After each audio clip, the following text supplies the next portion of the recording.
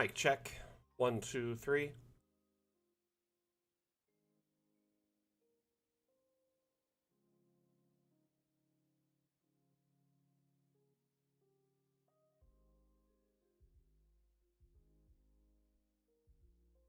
Testing. 1, 2, 3.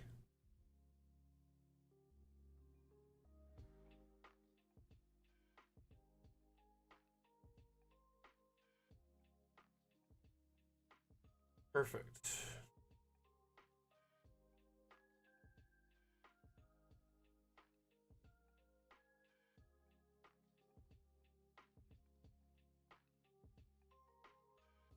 Yeah, I was kind of listening to music the other day, so I had to rebalance it to stream. Oh, looking good.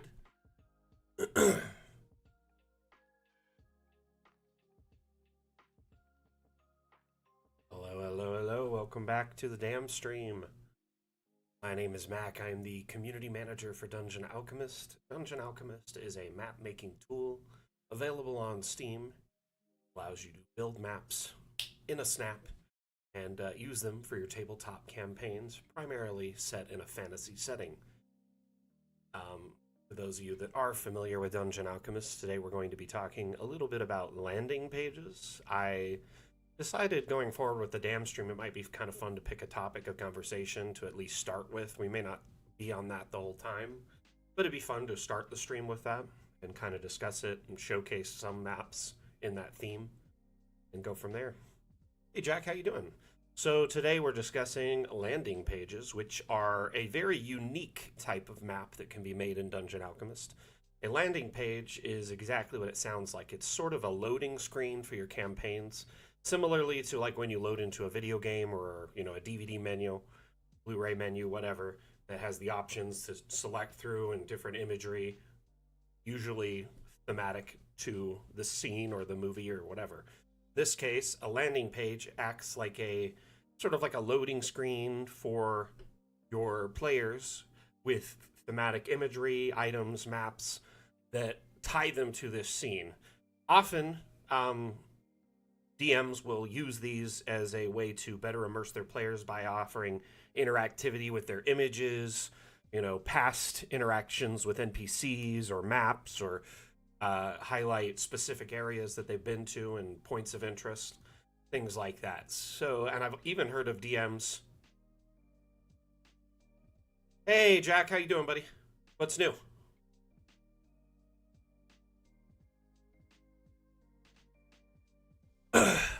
But anyway, with landing pages in mind, I've actually seen DMs like make them interactive, where essentially using like their virtual tabletop and modules like Monk's Active Tiles, they were able to make like individual items interactive. If someone clicked on it, it may trigger, you know, another scene or something. I've heard of a DM hiding like magic items in their landing screen for players to find and unlock, but they never did. Oh, I'm sorry to hear that, Jack.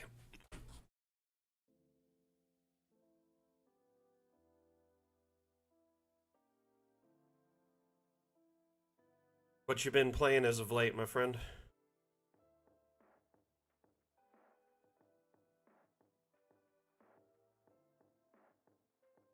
New Doom, nice. Did you check out the new or the remastered Oblivion? So this particular landing page I found on the Steam Workshop. In fact, I found a few for today's stream. Kind of just went and downloaded a bunch of them so we could take a look at them. But they all have a very similar scene. Or theme, I should say.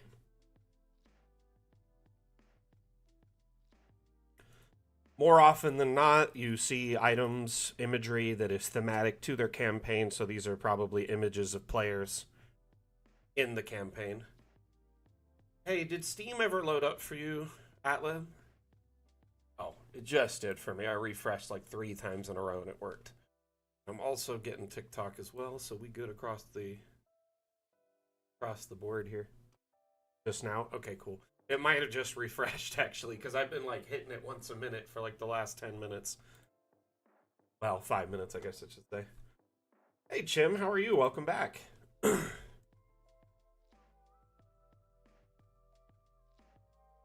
Let's see here. So, welcome Steam, welcome TikTok, Twitch, Facebook, Twitter, etc., YouTube, whatever platform you're watching on today. I hope it's coming through clear, loud and clear for you. If you happen to have any issues with the stream, let us know on your platform of choice. That way we can do our best to try and fix it, remedy it. But as you can see in this image here, we have what is essentially kind of, layouts of maps, floor plans, cool items from Dungeon Alchemist, images of the players. Makes it very, very interactive.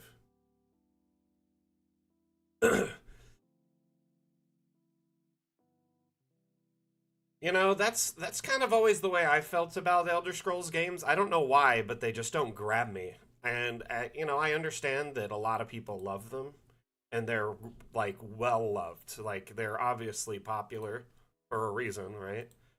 I just have never really gotten into them. I think they launched at times in my life when I was like busy with other things and just couldn't focus on them. Unfollow. I just honestly like I remember people talking about them and really like I don't have a problem with people enjoying them. Like my kid loves them, right? He's got them all like the remastered versions on the versions that were on Xbox or whatever. I ultimately though just like I understand the love for it and how like popular and renowned it is. I just have never really dove into it. I don't know why.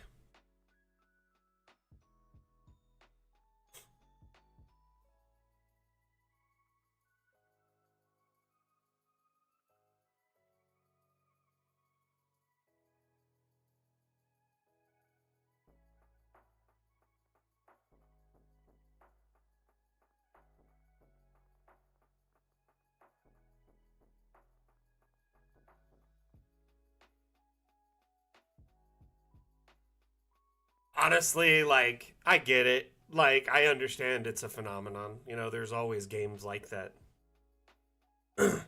Yeah, like isn't that a thing you can do? I don't know what that means, Jack, but okay.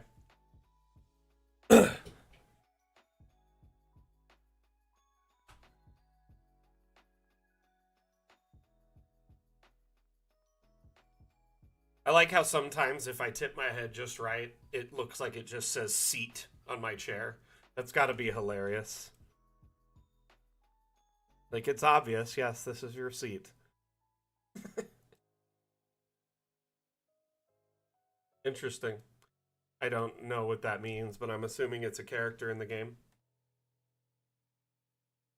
Yeah, I love this setup. Very clean, ideal looking landing page, which again, very possible to build in Dungeon Alchemist. Let's look up.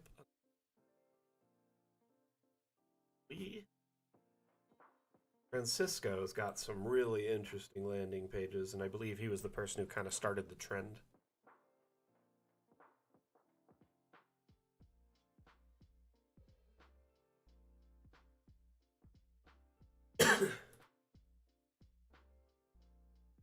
Oh my goodness. So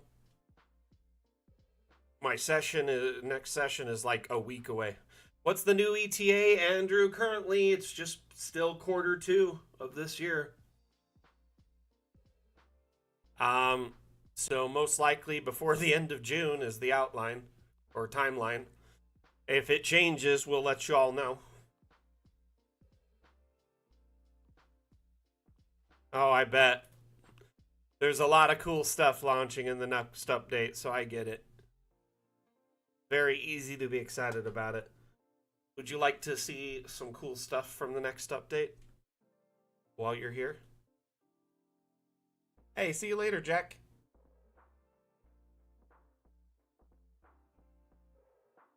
We've been slowly kind of highlighting features on our social media and our Discord, and then also in our Steam. We posted a newsletter like a couple months ago with most of the features we developed so far.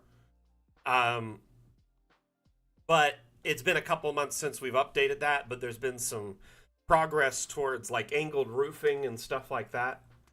Um, show you.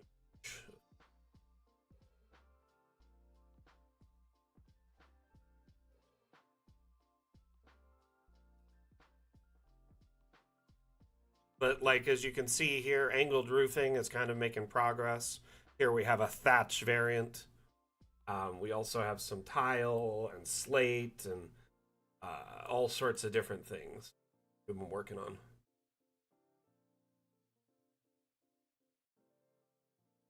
You like this Inception map? What?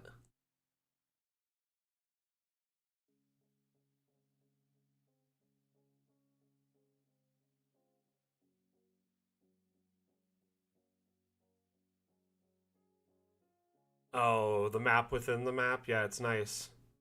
I get you. Gotcha. Yep, yep. My bad. But roofing and multi-level is definitely being worked on and fine-tuned and cleaned up. And when we have more to share with it, we will begin sharing it on our social media and stuff. If you want, though, I would say our Discord is probably the most organized collection of all that information. If you're not a member of our Discord, I highly recommend it because we are constantly posting stuff there. The devs will show images and video all the time, and I share stuff. As of right now, we don't know exactly. I don't know. Only the devs know, and they kind of keep that close to the chest until after the update launches, and then they announce the new one that they're going to be working on. Though I can say that the next update will have some minor shipbuilding elements in it. This video highlights two features. One is abstract lighting, which is essentially a new lighting feature that allows you to add light to a map in various places. There's a spotlight and then just like a lantern. And then the light housing is invisible on export, but the light it casts remains. So it's great for adding like mood lighting to maps without the light source being visible. This boat you see in the background is actually a bunch of different objects snapped together. There's like a very primitive boat builder in the next update that's part of a feature that is essentially called the modular object tool. So in the next update, we're allowing you to quickly, build like train tracks and pipeline. Like those objects exist, but snapping them together, you got to grab them one at a time, snap them together. It's kind of a pain. With the modular object tool, it's more streamlined. And we wanted to add, maybe more utilization of that, like what other things could do it. And this is kind of an early attempt, I guess, kind of like a foundational layer or step towards a shipbuilder. So you'll be able to put together all sorts of kind of a la carte ships, so to speak, with all sorts of weird shapes and odd ends. Like this looks like something from One Piece at the moment. But as it stands, it's this will be kind of the first iteration of a shipbuilder, and then later on we'll probably improve it into what we call the shipyard internally, which would be like a big, fully fledged shipbuilder with tons of different ship options to make custom, water, air, and astral ships. As you can see, there can be directed, and they can be raised and lowered and turned and whatnot, brightened, change the color, etc.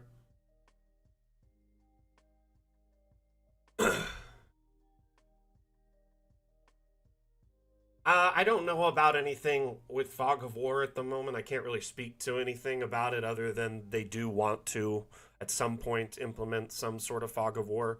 Whether it'll be directly in Dungeon Alchemist or through like an accompanying VTT, like our own stock VTT, I don't know. It remains to be seen. But this video here kind of highlights how the light remains, but the light housing can disappear. So here it is without the lights, and then I went through and added a bunch of them. And then I hide them so you could see the light present. Hey, Donk, thank you for the like. Much appreciated.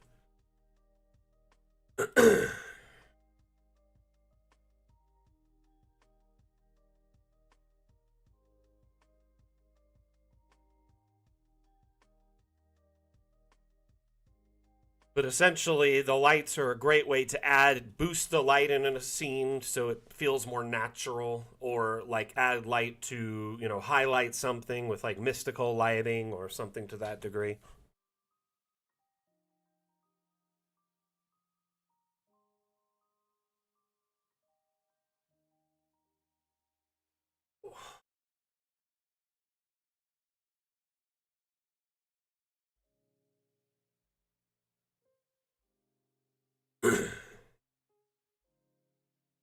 So, Andrew, I hope that answers your questions there. And if you are interested in more, information about the update, feel free to ask.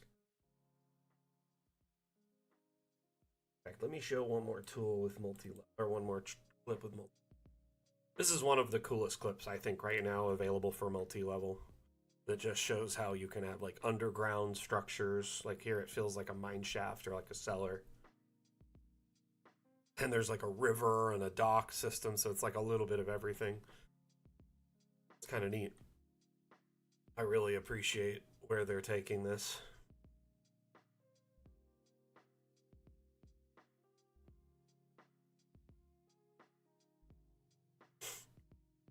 Yeah, I'll show you how to do that, Andrew. One moment, stand by. So Andrew says, can you show me how to select multiple lights to turn them on and off at the same time? Yes, and this trick can actually apply to a lot of different things, but it essentially allows you to turn off and on all lights or change their color simultaneously. You can do a lot of different things. So let's say I wanted to turn off all the light in this map, right? I select a single light source, and then I turn off the light for it.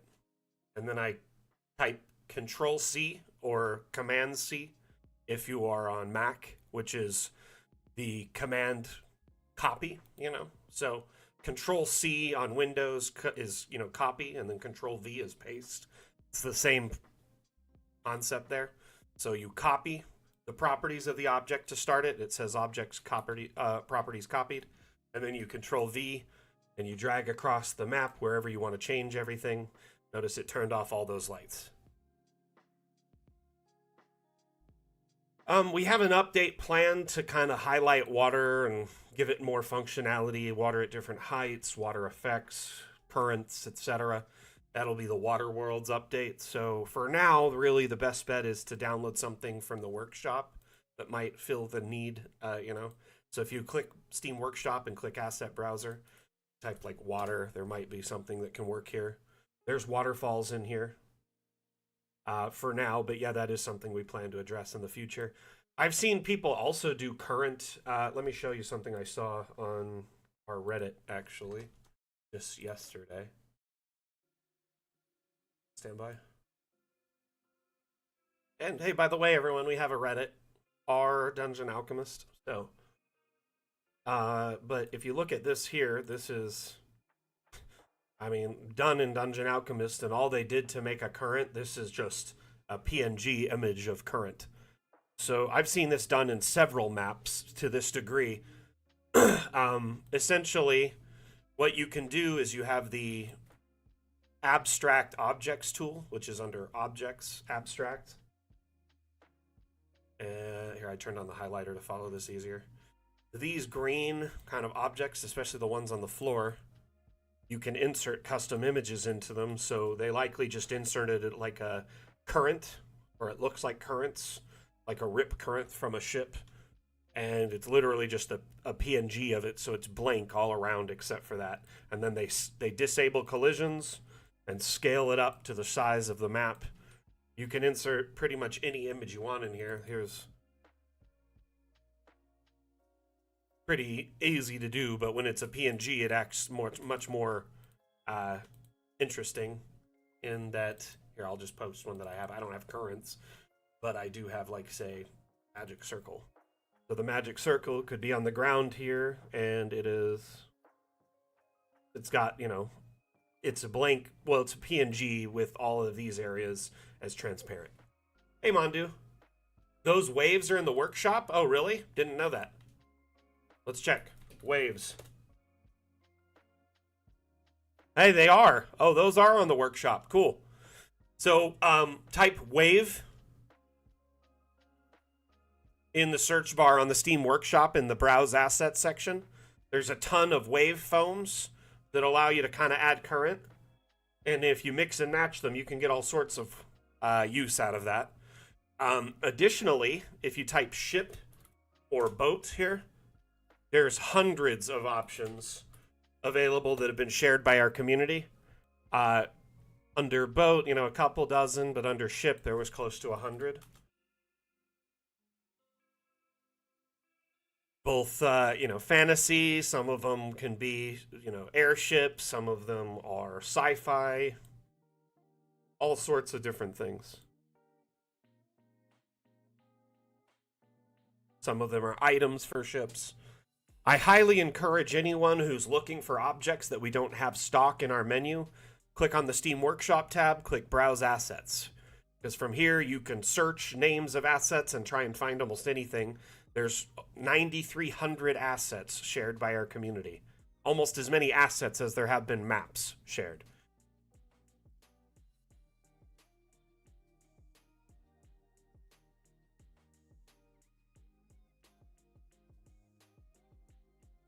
Mondu, how was your week?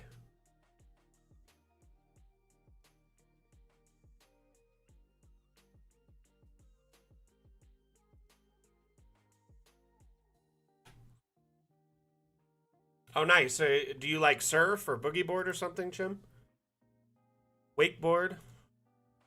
Skimboard?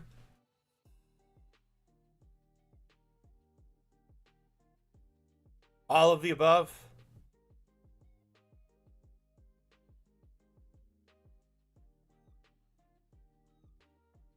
Oh, the assets. Gotcha.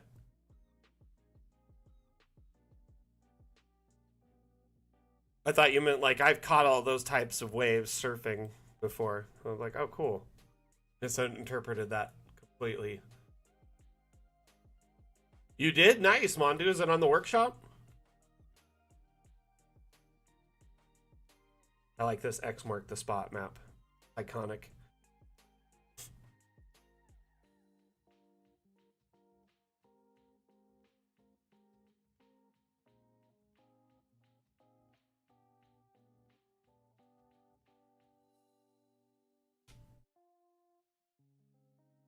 It is meta, right? It's actually pretty fun way to make a landing page by having, information from the campaign in the landing page because it really ties the, people back to that scene or back to the campaign. This one particular is one of my favorites. It's really immersive. I mean, you could go straight top down on the table if you want, right? Kind of have like a neat little perspective. Or you kind of turn the camera back here a little bit. This is my kind of favorite shot, I think. So you have a bit of the room, so you can see there's like a ladder leading out. You got the table.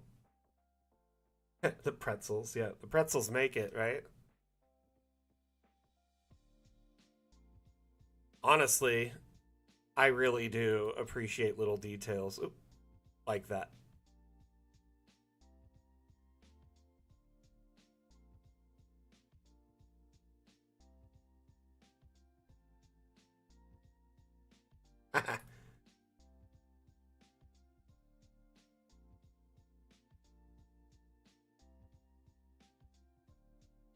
I mean, little details like that really make a map so fun. I even love that they put like a pelt on the chair. Honestly, that's a really original idea. Like a towel on this one. It actually seems like an interesting way to pad it.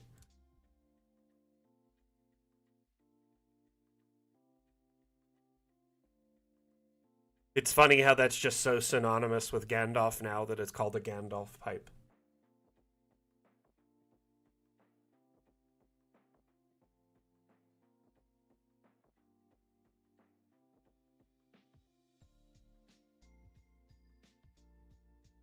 This little map over here is neat.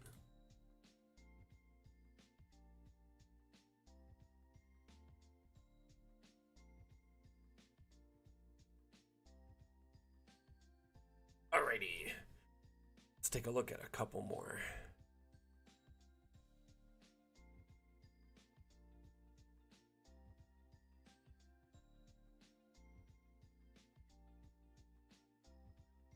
This one's a little tricky, but also fun. Very well done, by the way. The trick is to get the whole perspective and shot correctly.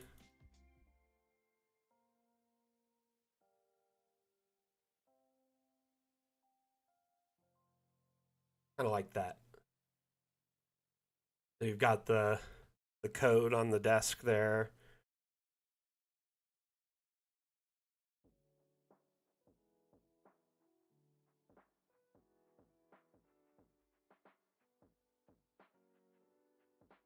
Oh, for sure. For sure. Bulletin board's a great idea. Desks and bulletin boards are typically ideal spaces for them.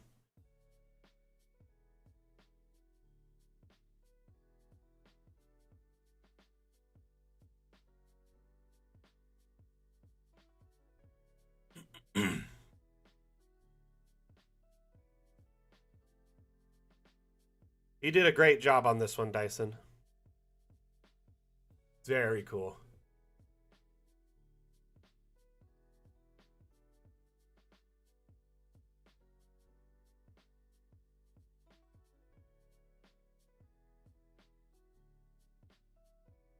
Uh-oh.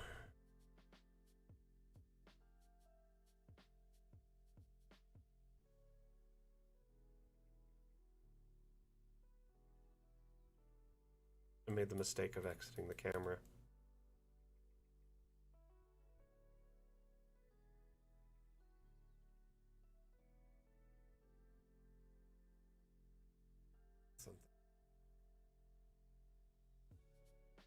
Hey, is it Mir? Thank you for the follow. Welcome to the Dam Fam. Hope you're enjoying your weekend.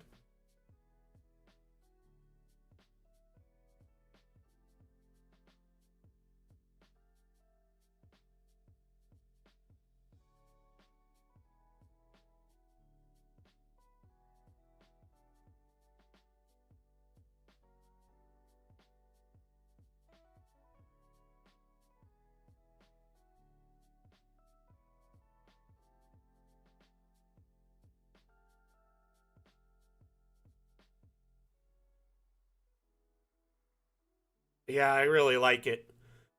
You did a great job on this one, really getting like the whole kind of setup. Really fun.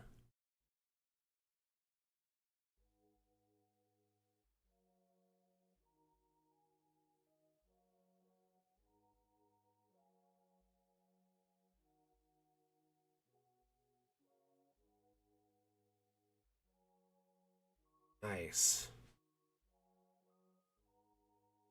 That's really cool.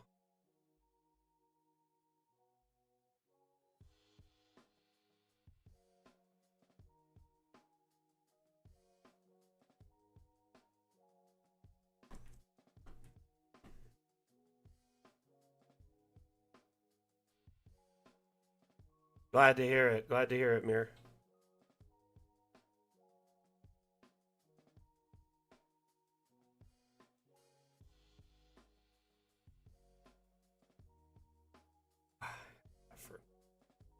It's like landed there.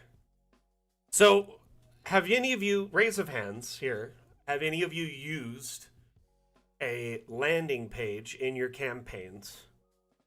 And if you did, let's hear about it. Was it well received? Did you enjoy it? Did your players enjoy it? If you haven't yet, let's talk about maybe why not. Maybe you just never really considered doing it, or you weren't sure how to make one. I know like they can be very expensive to commission one through like a professional 3D artist or graphic artist. So the fact that you can put one together inside of Dungeon Alchemist is actually pretty neat. So I know Dyson's used one because this is hers. Mondu, you say not yet? Is it just personal preference?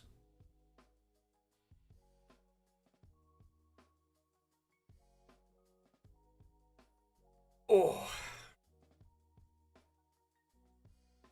Lilandra, your players really like it? That's awesome.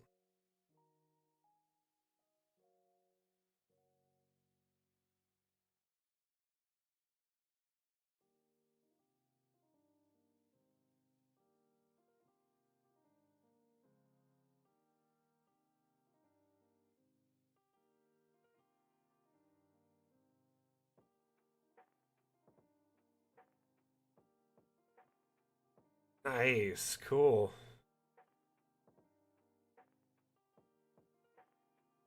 Fair enough, Mondu.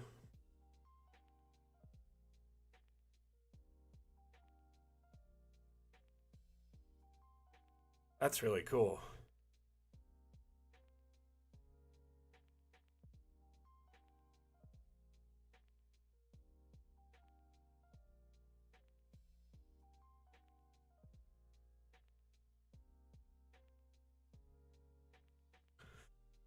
Oh, really? Why not, Mondu?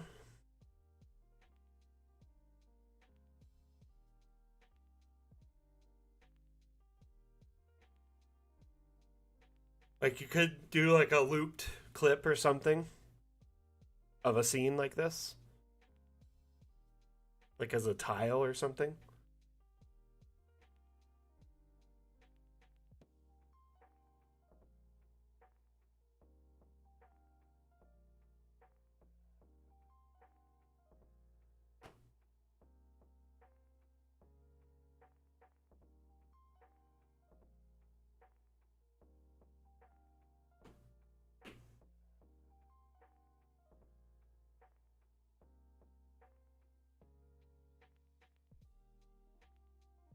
Oh, that's cool, Dyson.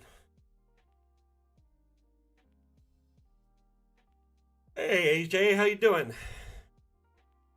Howdy back at you.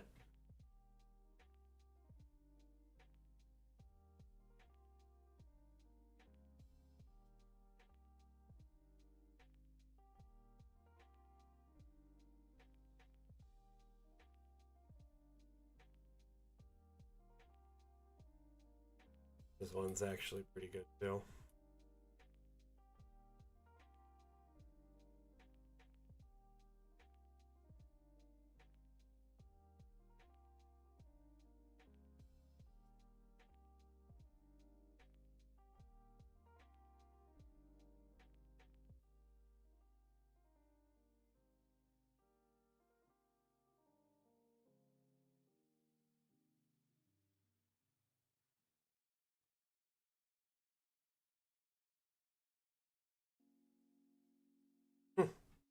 That's cool, Dyson.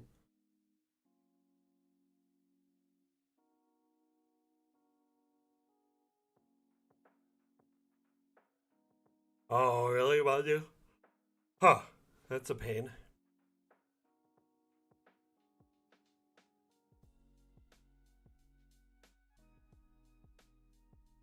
Uh, I just didn't sleep well because there was a lot of traffic near my home last night. There's been a bunch of construction, and so they divert traffic around my home like 2 or 3 times a week for all night. So it basically just wakes me up several times a night. Anyway, and then my eye, I got like a cat fur in it just a moment ago, so pardon me for that. This landing page is a nice aesthetic for sure. So right now, AJ, we've just been checking out landing pages on the Steam Workshop, which are essentially a map, but with more refined purpose. And the purpose is to kind of highlight scenes and moments from the campaign and immerse the players in the world as kind of like a loading screen before they start playing. So if you're playing on like a virtual tabletop, like Foundry, etc., you could use this as a starting scene. Oh, hold up. Aye. We got the baby. We got the baby. How was your bath, little man? How was your bath?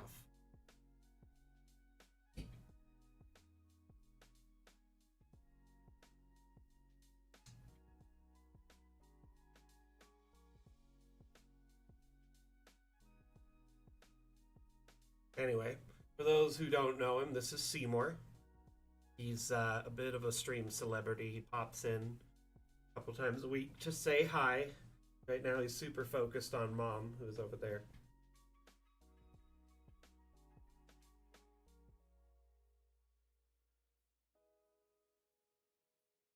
Good one on Photoshop? Nice. I bet you that was something else. Like, it probably took quite a bit of work there.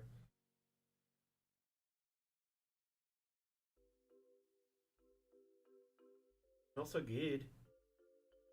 Glad you had a bath. Like the outdoor woods.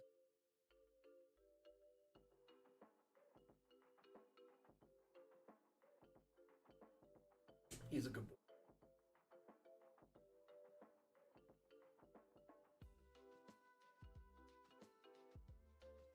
Gonna say bye to everyone? Say bye. Bye, Ruru.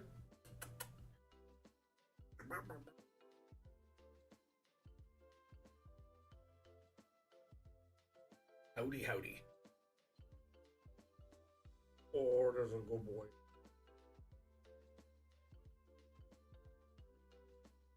Okay, go with mom. We'll go him up.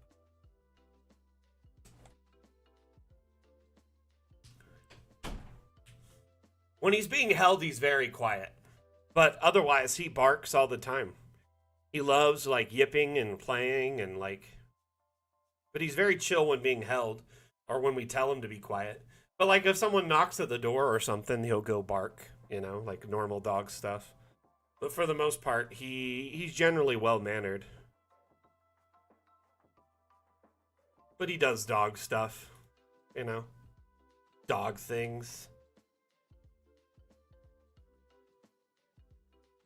But yeah, I don't know. Maybe it bothers him to bark while he's being held. Like it might hurt his chest. Or maybe he just, like, doesn't think he can when he's being held. To be honest, we aren't his first owners. He was put up for adoption by his previous family for some reason. I don't know. Like, I don't know the whole story behind it. I think they passed away, to be honest with you. But we, adopted him, and he always was a little, I don't know, skittish and nervous about things at first. And as he, his basically over the last year, he's become much more, let's just say much less timid and more active and trusting and stuff like that. It took us a while to build up some trust with him. He's a good boy, though. I really like this landing page a lot. Packs a lot of punch. And the nice thing about landing pages like these is you could grab it and just kind of personalize it to your campaign. Change out the photos or add a couple more if you need more, make them smaller, whatever. You have 5 or 6 players, whatever. Really easy to fix.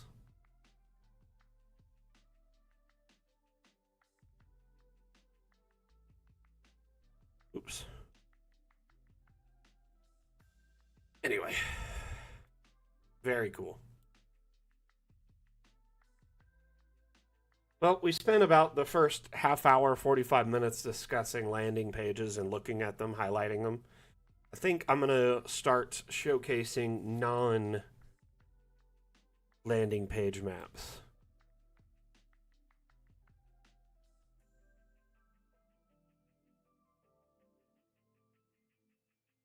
In fact, let's go over to the workshop and see most recent. I love chill animals. Who doesn't, right?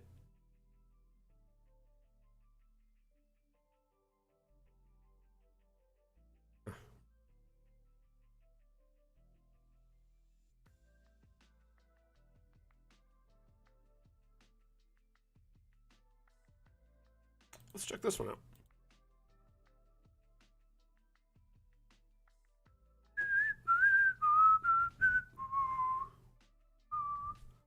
So our next session is a week from tomorrow, right? So on the 4th, I believe, is when it is. Which I'm really hyped because we're really, really close. Tomorrow, our new player is coming over for dinner. And we're going to sit down and just double check her sheet and make sure it's good because she's never done a sheet on D&D Beyond before until now. So we're just going to double check it, make sure everything's good and working, and give her a rundown of how to use it all.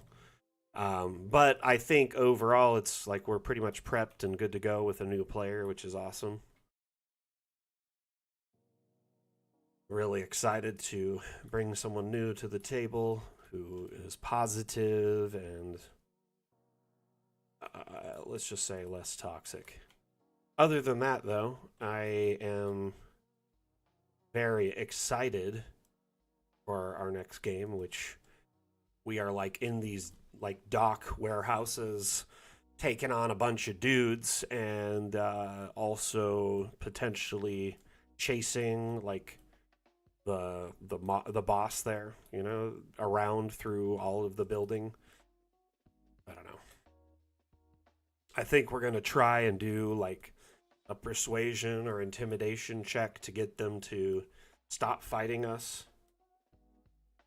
A longtime friend, acquaintance, actually. We wanted them on the table initially. They were like a prime pick for the table, but they were unable to join us because they were in the middle of like just some stuff with life, moving, adjusting to new hours at a job, a bunch of stuff. They were already in 3 games at the time, so they're like, I just am so overwhelmed with games, I can't play. Yeah, the symmetry of this is great. I guess this is from Baldur's Gate, Water Queen's house. But she's a friend of my wife's primarily, but a mutual friend. Like, we're both friends with her. But yeah, she's definitely more my wife's friend. You know what I mean? They like hang out and whatever. But by extension, she's, you know, one of my friends. Anyway, we, but somebody else on the table actually knows her and they used to be roommates and they're good friends. So it's like a bunch of the table already know her. So it's a good fit. Let's take a look at the top down on this. I keep just scrolling back and forth. Don't know why I do that. It's just a habit. You know, it's funny. I knew the other person too. The surprise just kind of came out of left field. You know, surprises are by nature surprising. So you don't always expect them.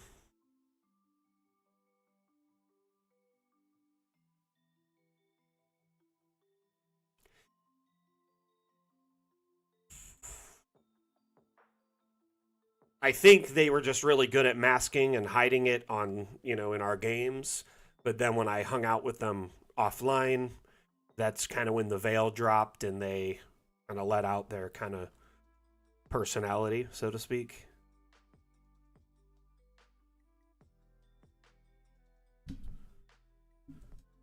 But that being said, I've spent a lot more time hanging out with this other person in the last few years. Todelicious, thank you for the follow if you're still here. Sorry if I missed that. This map is fantastic, though. Let's change the time of day. Maybe make it night or evening. We could also change the color to make it more like a water temple or any number of things, make it feel more threatening. That purple is really cool. It's a really nice map for top-down play. Lemon Juice Temple.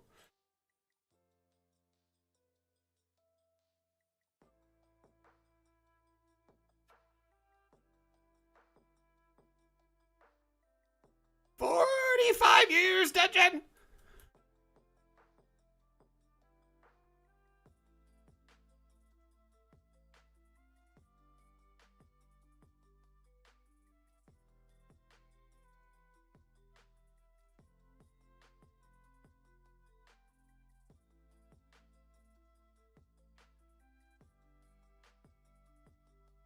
Very nice map, though.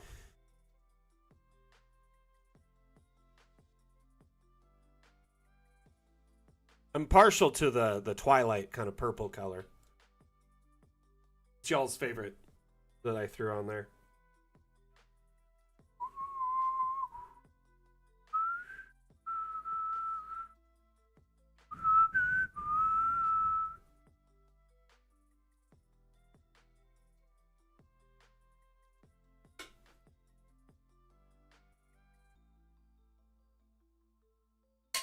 Oh, man. You know when you're like really thirsty and the water just hits hard?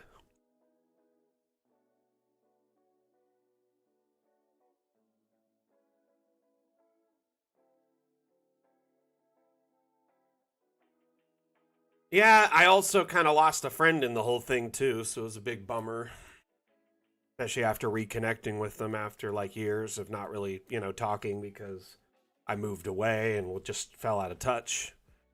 And yeah, that's life. Such is life.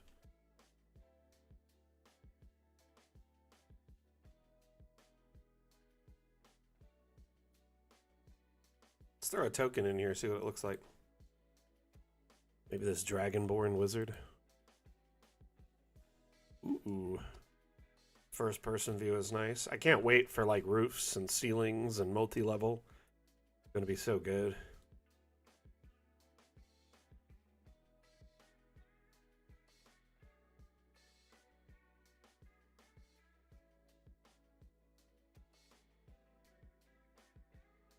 Pizza Hut, thank you for, sharing the live. Much appreciated.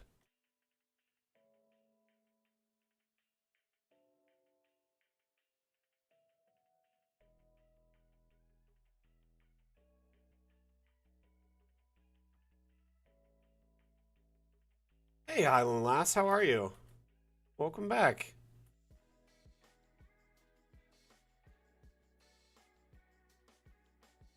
For sure.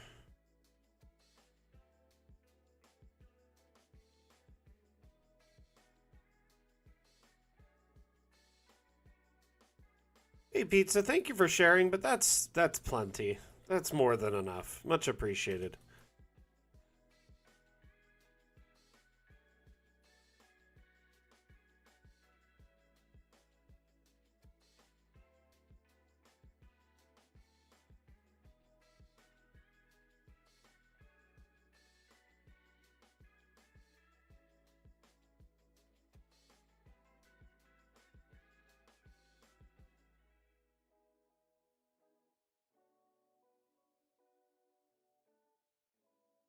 Oh man, there's gonna be so many cool maps once first multi-level comes out.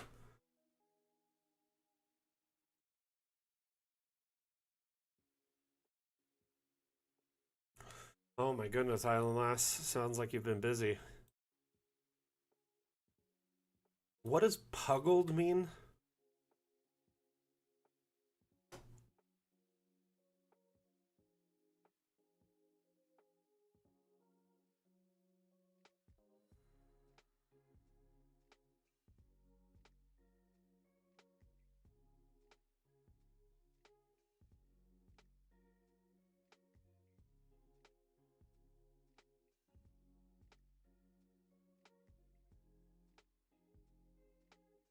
Oh, gotcha.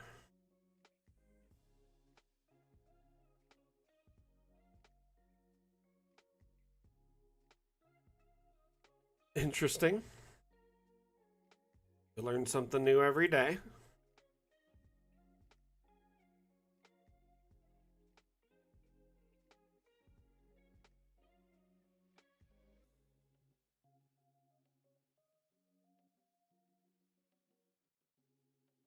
Well, it sounds like you've had a very busy day, Highland Lass. Hope you're able to relax a bit while you're mapping. Happy mapping, my friend.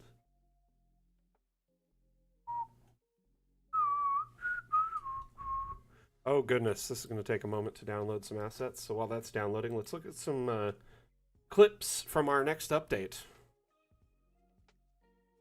In fact, we were just talking about multi-levels. Let's check out this neat little clip with some multi-level and a few different features in our next update. So, not only will you be able to build structures underground, we're adding a bunch of new resources to build essentially very custom environments to make them feel more personal. If you look here, there's like this pock mark, like an explosion. There's some tally marks on the wall, a water spill. There's some footprints. Throughout the map are these like sort of images, if you will, and they're stamps or decals that you can place in your map. There's all sorts of decals in the next update: spider webs, cracks, tally marks, pock marks, etc.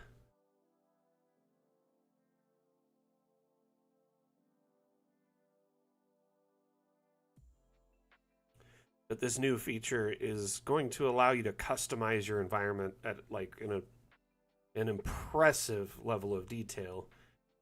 Normally, you'd see like a lot of repetition in the background of the patterns of like a floor or in a external environment. But this will help break up that monotony and make each environment much more personal.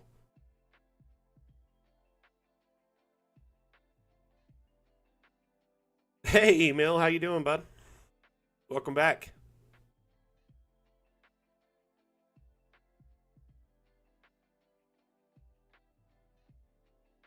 Right, Mondo, right? It is the infinite detail tool.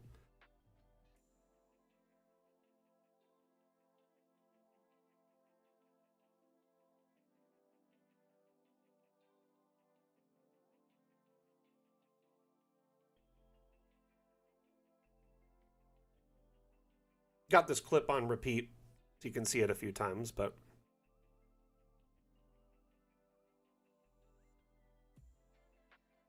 yep, it does. And they'll work on objects and floors, walls, inside, outside.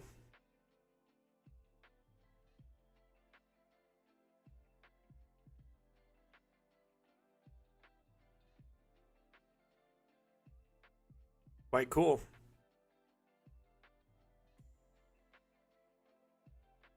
Well, we're also waiting a moment for the map in the background to download, and we're checking out this new feature from the next update, Fun with Objects.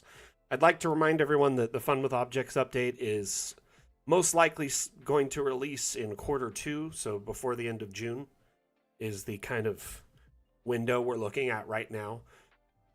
Multi-level and roofing has been a very challenging kind of rework and development with Dungeon Alchemist. It took a lot more time and work than anticipated, but we wanted to get it right rather than release something that was, only half done.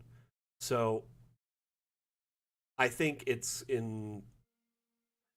I don't know. It's going to be a treat for our entire community when it comes out, and I think right off the bat, it's going to change map making forever with Dungeon Alchemist. It's going to be insane.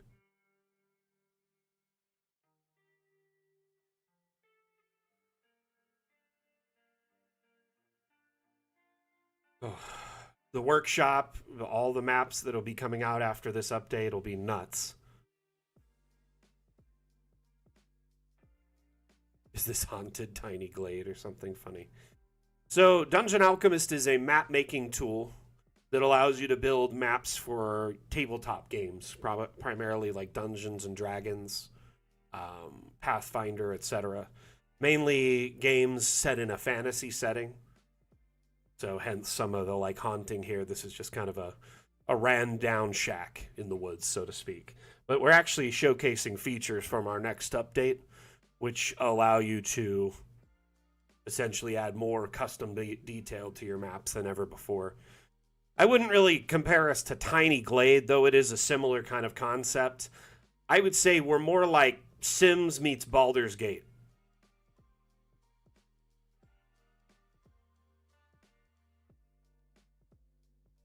I like how people ask things and then just don't wait for me to respond.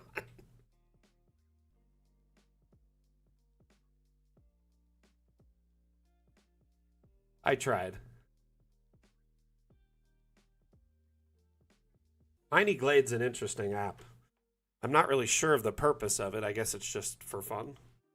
You know what I mean?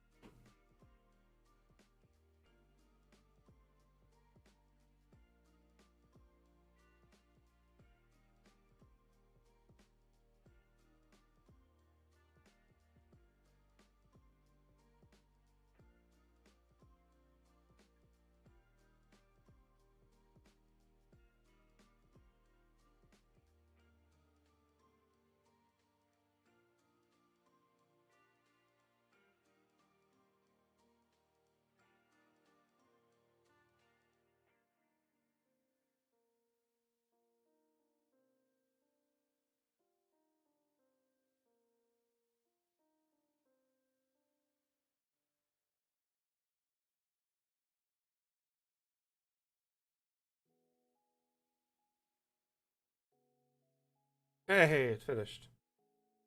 Okay.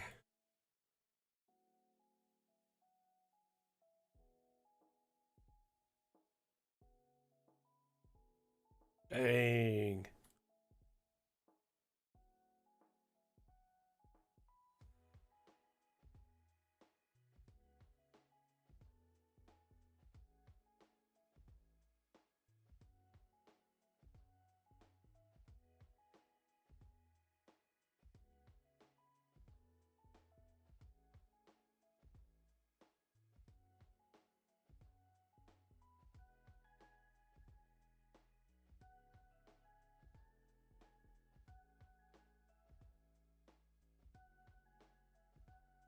This is an interesting map. I really like the detail. Lots of intricate detail here. Like the shoring there, like they have like a basically a retaining wall holding up that area.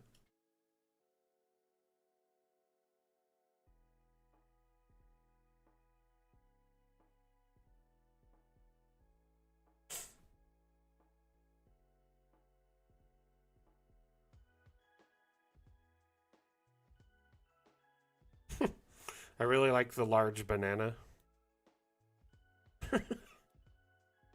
Perfect.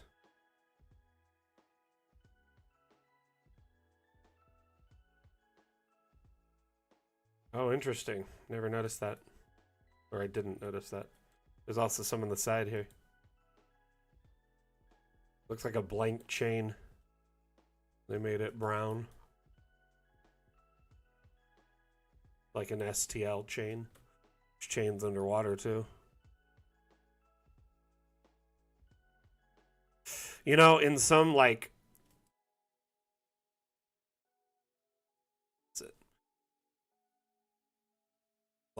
primitive like boat systems like this where they're really just going back and forth, they will often be connected to like a rope or a chain so they could just quickly go back and forth. They can, you know, pull themselves back and forth really easily.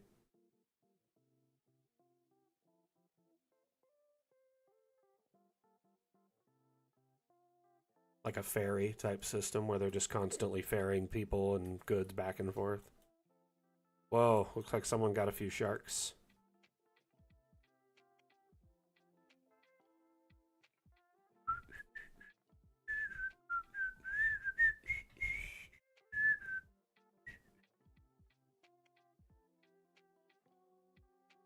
That's a good idea there. Yeah, it could be a, you know, to prevent raiders. Like these ones here would be raised and then you can't pass through with a ship. It's a good idea.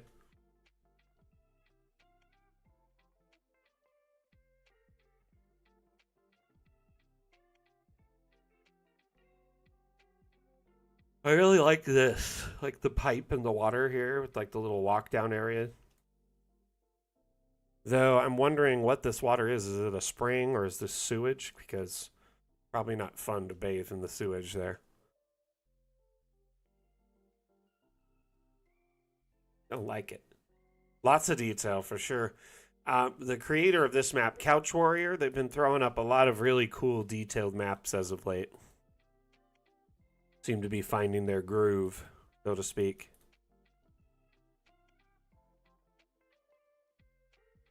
Oh, excuse me.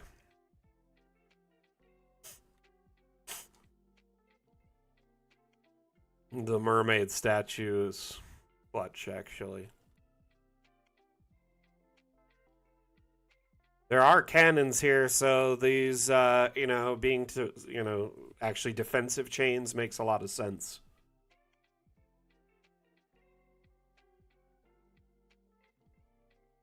They raise them up during an attack, prevents boats from getting through. Smart. Top down's really cool. The orientation was really clean.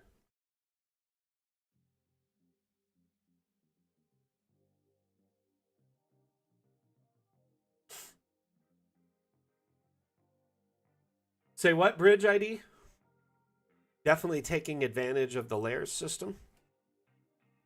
Yeah, the creator who made this map did a lot of. You can tell this is pretty much all done by hand because they're essentially disabled collisions and stacked objects, and a lot of these objects are actually from the workshop, which allow multi-level structures with ease. So none of this is like dev build or anything. This is a public map that anyone could potentially make, but it does take a lot of by hand work to do this. That being said, I do love the option that it's possible. But yeah, they really went to town with the terrain tool and raising objects up and down. When you have the collisions turned off, you can essentially do stuff like this. When you get one the right height, then you copy that one, right? And then just start, they're all the same height roughly. Makes it really nice to extend a quick bridge across an area. Though they really went ham with these terrain designs. Hey, fair enough. Foundry is kind of gearing towards multi-level support in a lot of ways with like levels integration, and there are some mods that support it to a degree. Our next update will incorporate multi-level buildings that you can generate with our room generation tool, and then roofing as well. That will export each level as a separate map. So if you use Foundry, for instance, each level would be its own scene with its own, JPEG or MP4 or WebM or whatever, and then the accompanying JSON for that level.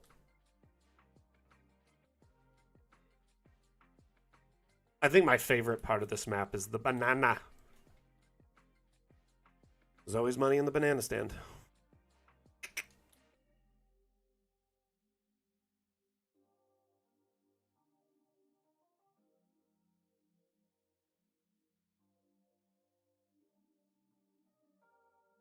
Oh, excuse me.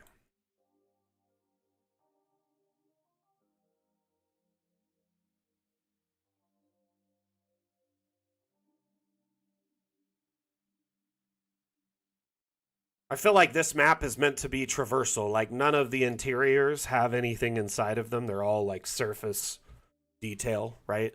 So maybe this is like a bridge they're supposed to cross or meet someone in this area, and then they likely have a map, a separate scene that's one of the interiors or a couple of the interiors in this area, just in case their players go inside. So thematically, this would be a top-down map showcasing the region, the bridge, different areas to go to. And then if their players ever win in any of these buildings, they just have a separate map that's a scene for the inside. It's a nice, set piece, so to speak.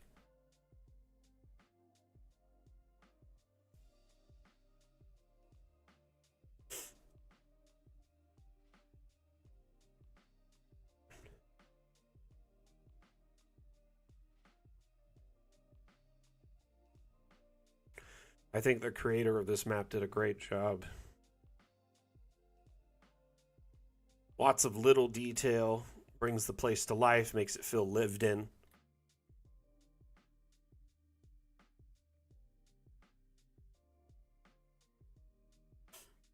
What kind of details do you like to add to your maps to make them feel more alive? One thing I noticed this creator did is add some of the animated fish and sharks to the scene, which make it feel more living. There's also this water running in, like a spring or sewage or something, run off into the water. A couple of these boats even rock a little bit. There's some assets from the workshop that have a little bit more give and take to them, so they're fun in that regard. Like all the different boats they're using. A barge, a couple of different barges, it looks like. Floating house, floating boat. Pretty much every boat in here is a different one. Rowing boat, rowing boat. Very cool.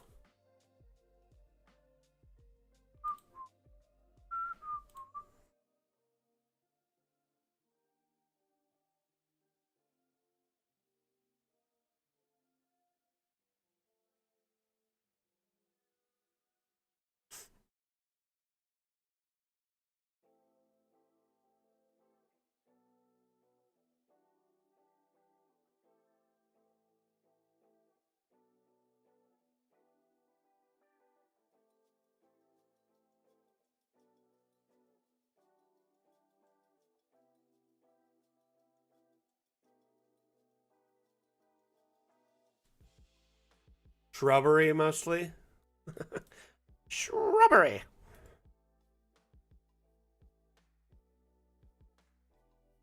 You shall bring to us a shrubbery.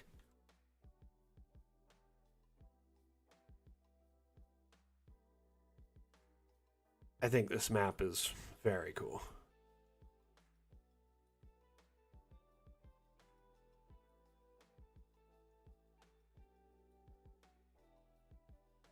Ah, that makes sense, Bridge. Most of the large cities would have stonework, but most everything else would be wood for the most part.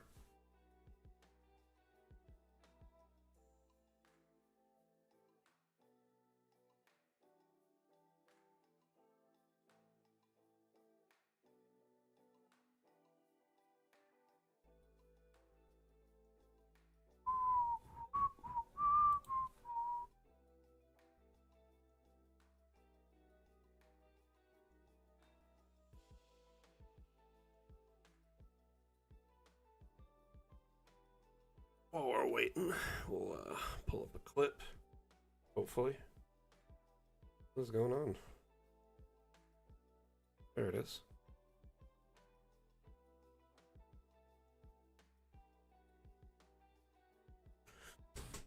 Oh. Give me a minute.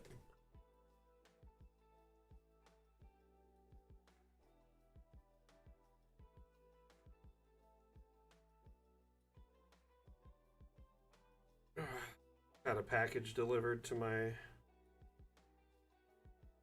front patio, and I just gotta go grab it before it gets snooched off my porch. I will leave up a clip. Actually, we'll run a Dungeon Alchemist themed ad, and then we will get back into this when I get back. Sound good? BRB.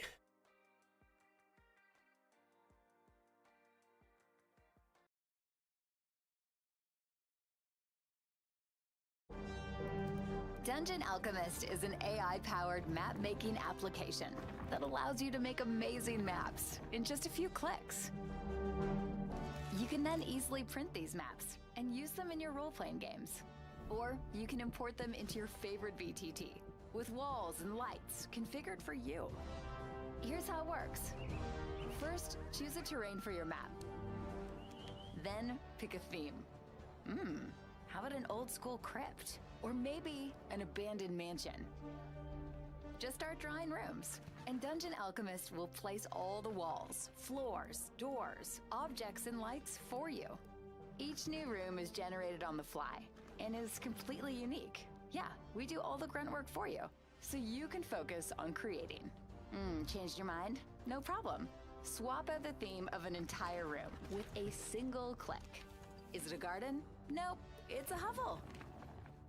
And now it's a tent.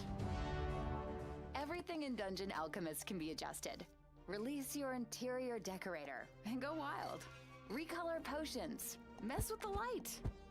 Set the house ablaze. In Dungeon Alchemist, you are the artist. Bring in your own content and really personalize your world. Dungeon Alchemist comes with thousands of unique assets, each lovingly crafted to suit your adventuring needs. Create a glowing mushroom forest. Light up your abandoned temple, or stuff your room to the brim with pillows.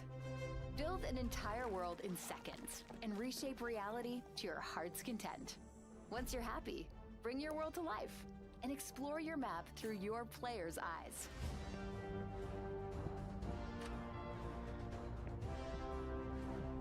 Come along with us and let Dungeon Alchemist upgrade your role-playing experience to the next level.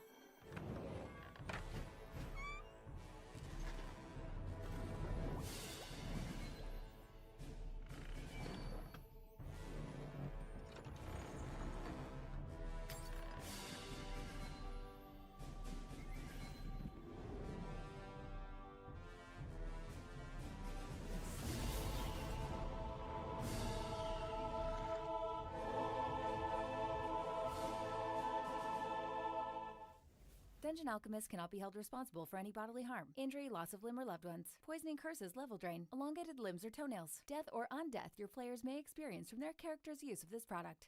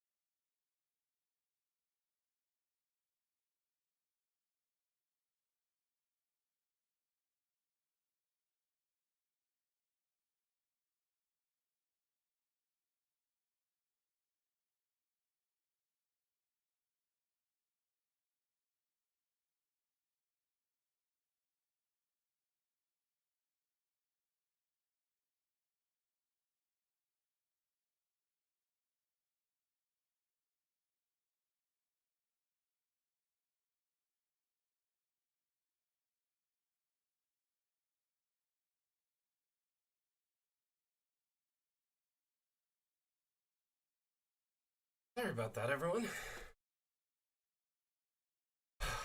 When I got out there, I get the package. My neighbor was trying to talk me up and talk my ear off, so it took me a moment to get that taken care of. Anyway, so we good. I'm back.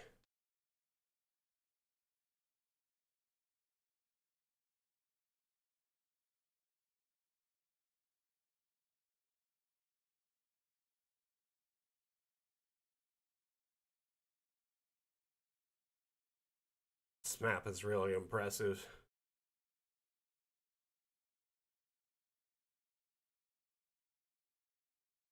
I just enjoy that it's seemingly suspended in space, and it's just kind of like an eldritch horror, an eldritch nightmare.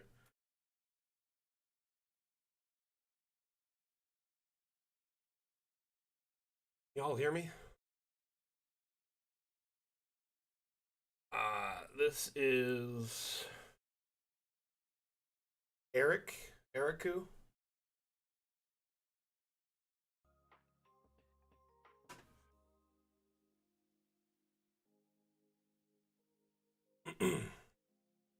Perfect. Check here. It is, yeah, Eriku Blade. A fun map, you know? Great use of abstracts, great use of the collision toggle, great use of effects. Fun map.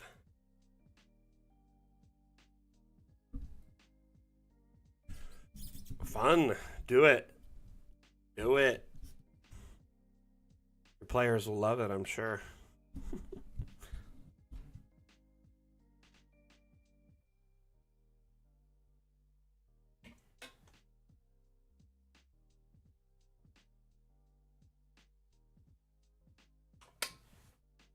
A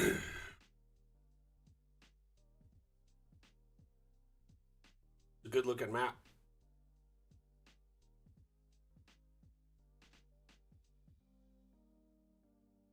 Whew.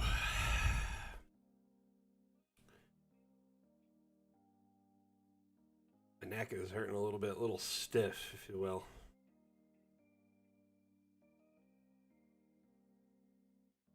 Slept on it funky.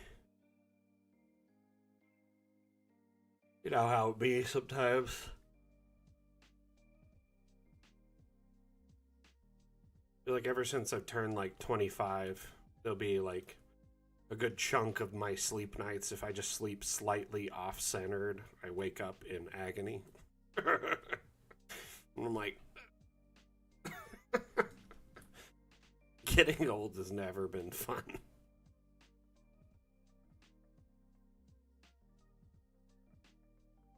I think when I was a kid, I had this like mystic idea of getting old and being able to do whatever I wanted, and realistically, it's like just the more that's demanded on you. I really enjoy how this looks from above. It looks like a visualizer. Visualizers were like my favorite thing in media players when I was a kid. I just enjoyed staring at them. Now most media players don't have them. That's the boomer hill I'll die on. I miss visualizers. Oh, that, and restaurants should have physical menus. I shouldn't have to go to a website or scan a QR code to read a menu.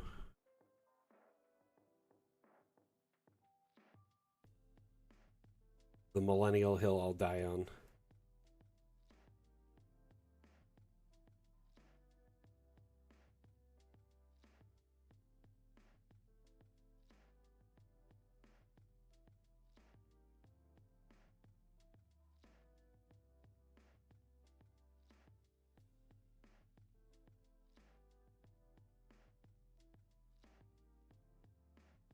My son makes fun of me because I make a dad noise when I stand up. I'm like, when I stand up, I'm like, like, he says it's a dad noise. I don't know. But yeah. Like, I grumble as I'm standing up because it hurts my bones.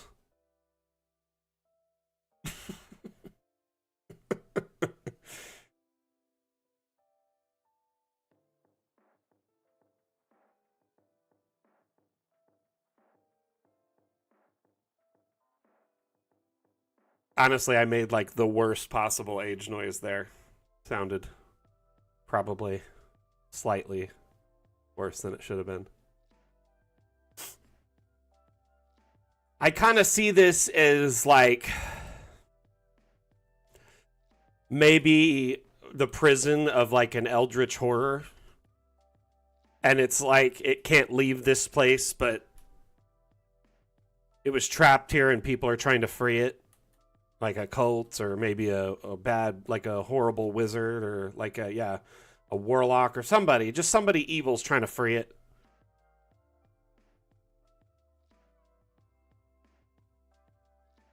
I should hear you getting off the horse.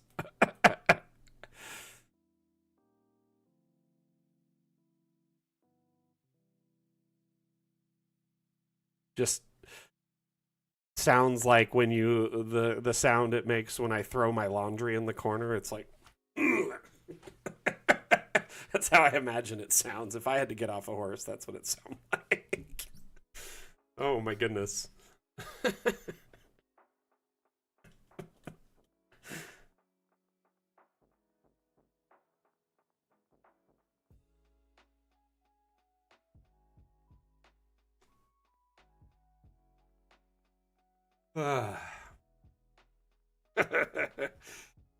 That's a good one.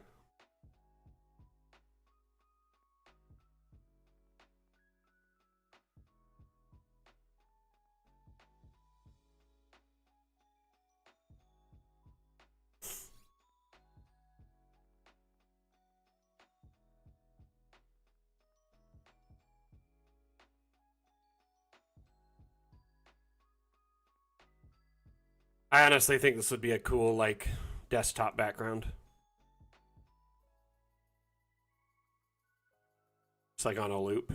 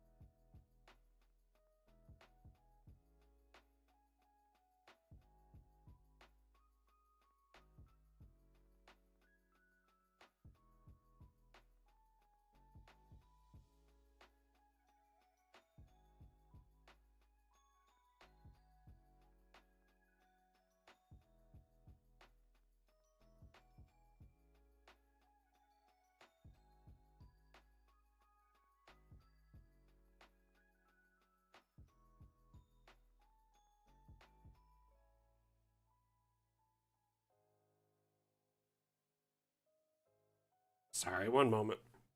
Dealing with something on Discord.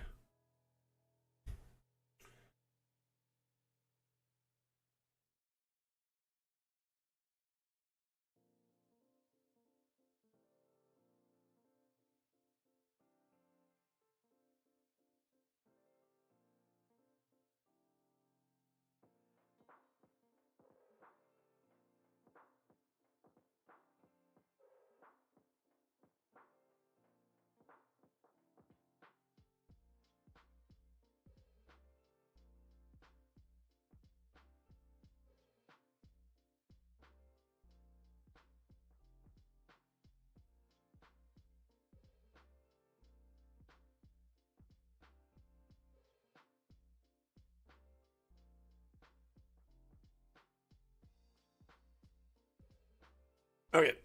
We were just dealing with a spammer in our Discord, so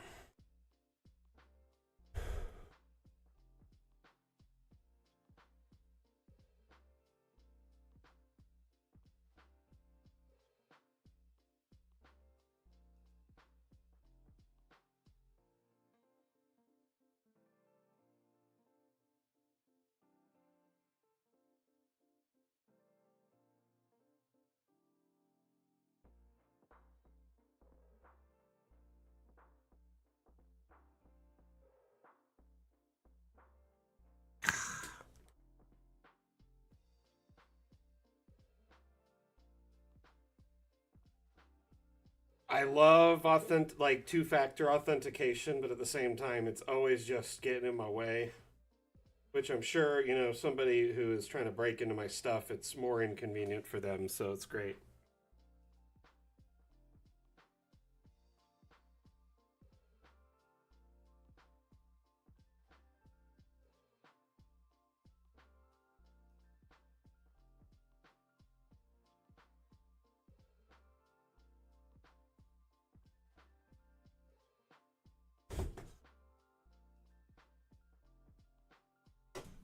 All right.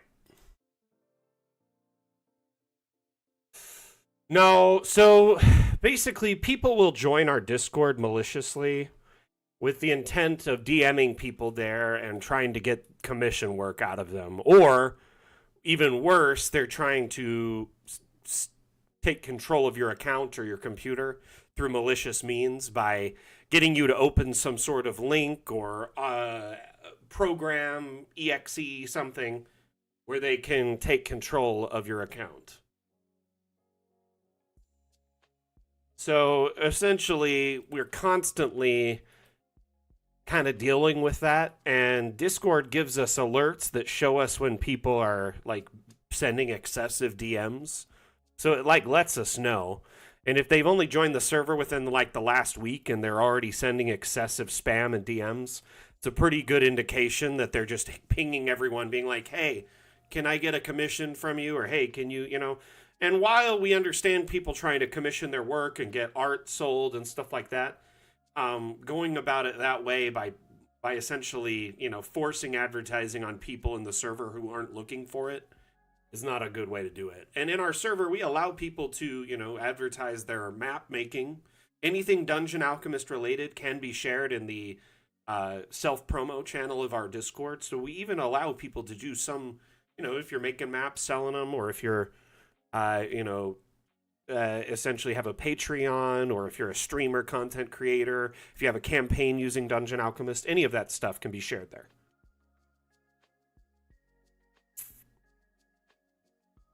Honestly, though, but yeah, there'll be people trying to, take advantage of content creators or take advantage of DMs in our server, or maliciously try to gain control of their account.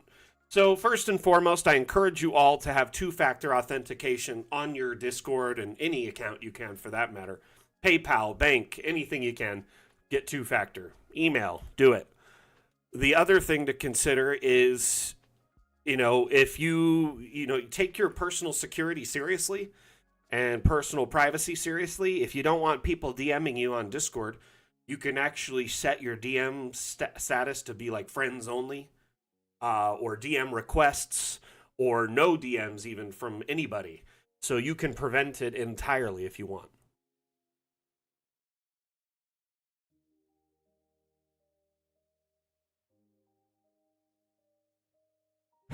So if anyone reports someone trying to offer commission work through DMs, we'll usually ban them from the server.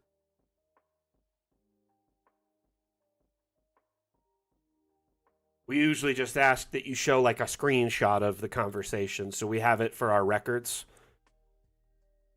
The funniest, though, is once in a while they'll like not notice who they're DMing because it's all like automated or like quick spam. And they'll DM myself or one of the mods, and it's like, "Oh, hi, yeah, we know what you're doing here. And thank you for, making it easy."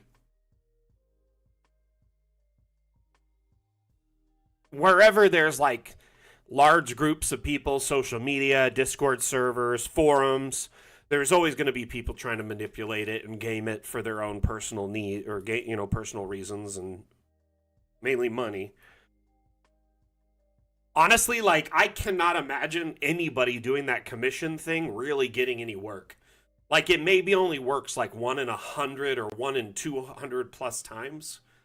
Is it really worth it like that? Like, that doesn't seem like it's worth it.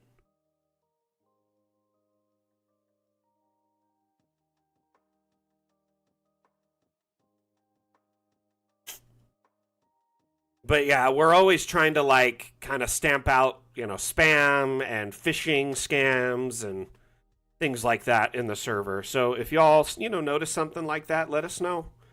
someone's doing something sketchy, you can feel free to reach out to us.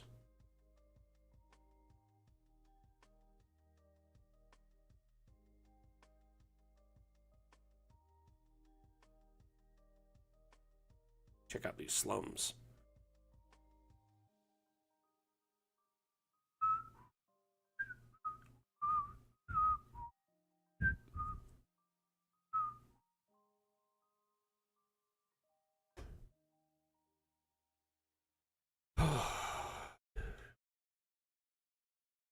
Sounds like a band name. Mac and the Moderators.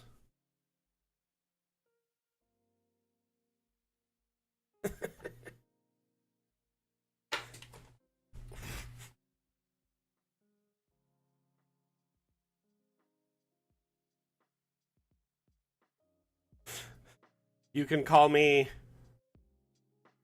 Mac. You can call me John Dam.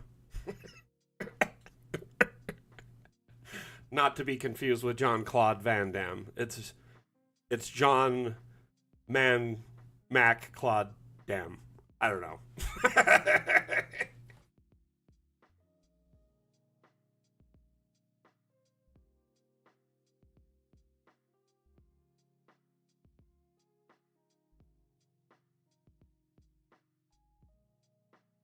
Oh, you mean the suggestion you gave me?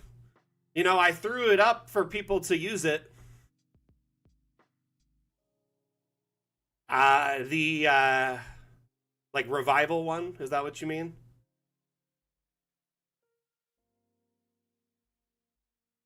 Oh, gotcha. Sorry, I thought you meant you were talking about your suggestion for the damn challenge.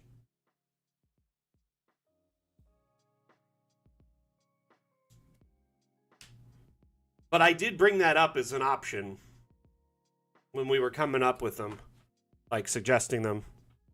If not this one, it was the last one I mentioned it. Either way.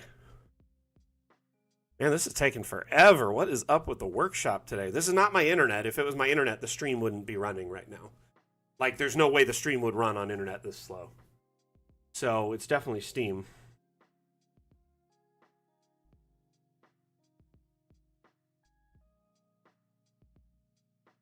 So, part of the problem is each of these assets is downloaded individually instead of like a pack, like a zip, or like in a single download queue.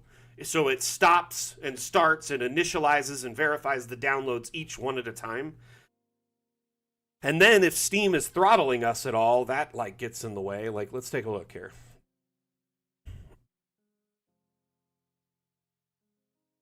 Oh, it finished when I was looking at it. Nope, it didn't finish.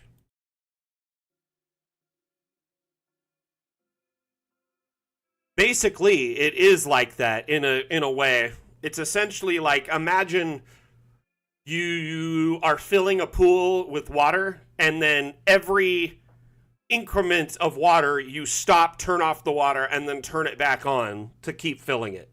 So it has to get up to max velocity, or like max download speed, and then it also, just all the start stop in between really slows things down. I guess we've talked to, well, like one of our community members, one of our moderators got in touch with Steam because they have some connections over there. And Steam, the way Steam Workshop is organized and kind of set up, there's really no way to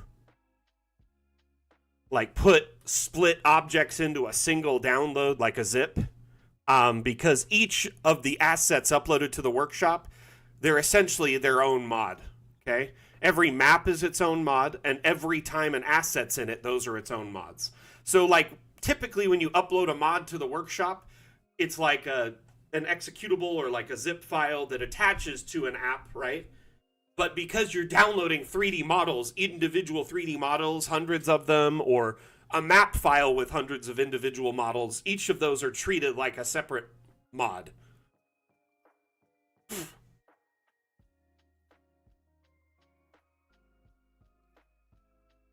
Yeah, I guess. Yeah, kind of. That works. Both of the analogies work. It's like filling it bucket by bucket instead of having an open tap. Like, it still gets the job done, but it's much slower. It's much less efficient, right? And unfortunately, that's just the way the Steam architecture is.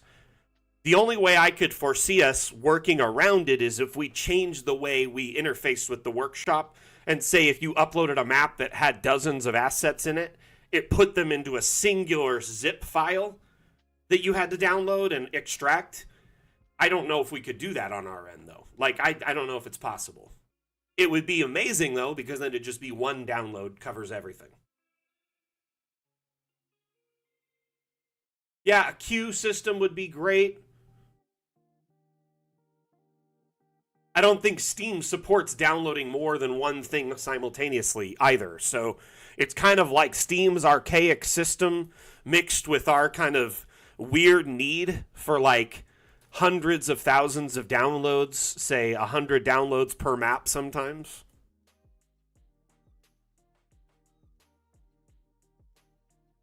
I really like how everything's kind of just thrown together at different angles. Ideal slum conditions here. Everything's either mud, dirt, or there's really no like structured roads. Couple of bridges or just basic wood with very little supports. Every home is kind of different from each other. Nothing cookie cutter about this, slum. It's all, everybody kind of just used what they had on hand and made everything into different shapes in different areas wherever they had space. Excuse me.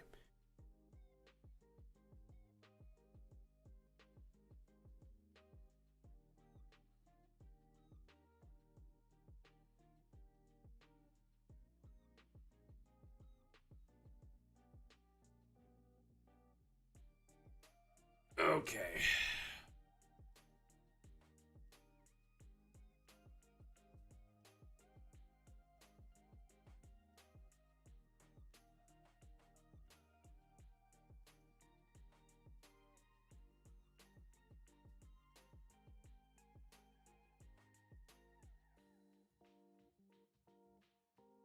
Okay. Just like here's just a bunch of scrap wood here, like just a street fire probably to people can keep warm around or burn garbage. Not like they would have collection for garbage in the slums. Little hopscotch place for kids to play. Looks like they're using charcoal. Charcoal and asbestos, probably. Oof, awful. Just we didn't know better when we were younger. I like the drawing lines. Oh, let's hang some up on the tree. Let's hang some up here on the road. On this, there's rope between houses. Pretty much anywhere you could hang it, it will be there. Slightly flooded home. It's pretty clever. It's just under the water line there. Ugh, that looks really gross, whatever it is.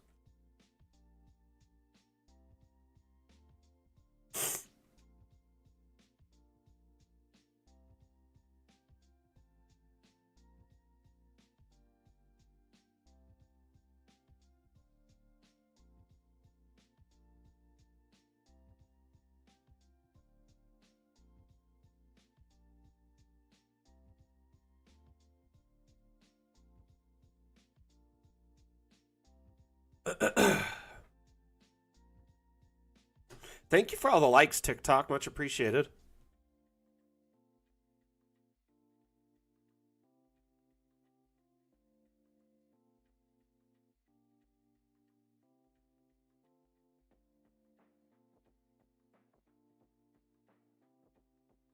Couple of these fires, or is that the same one? Okay. This here is like a tavern, it looks like, probably. Or no, is that someone's home? No, that's a tavern. It's like one of the nicest looking ones available. Seems to be clean and lit up. Here we have some Are these stables? Or like really, really basic like hotel rooms, like a hostel kind of thing? Maybe slave quarters? I mean, that's probably what it is.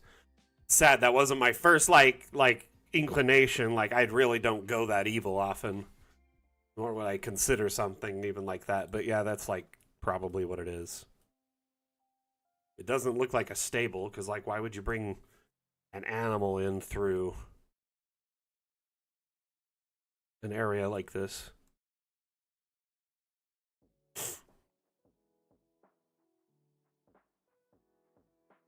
Almost feels like this is just a big sleeping room where everyone kind of shares space, and these are private sleeping rooms. So how I'm seeing it is like essentially in like back in the day, like at a like people would sleep in a group setting, just everyone kind of in the same room, all on top of each other. And something like this looks like just like it's a big pile of hay. Yeah, like or it's just like a like this could also just be carpet even for the area.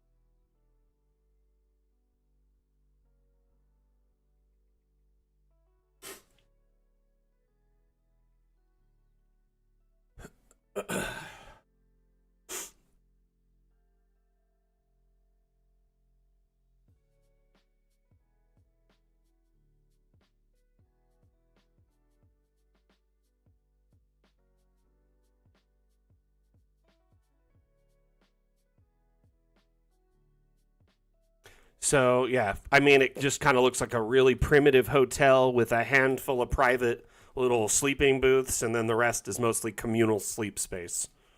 You know what I mean? Like where you probably just find a soft spot to lay down and call it. Yep. I think these are more like communal but smaller, and then this one's a big communal space. Oh man, it'd be interesting to see what did they used to have those they were like a like kind of a hotel where you could sleep off drinking and it wasn't a bed or anything and they just had a place for you to lay your head down like on a piece of wood and you had like a strap across your chest holding you up so you wouldn't like fall over. So you just kind of sat on a bench and leaned your head down on the bench in front of you.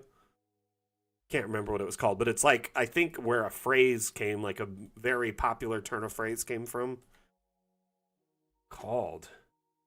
Anyway, it'll come to me like a lightning bolt in a bit. We'll think about it here. I like that this house is just a reverse J.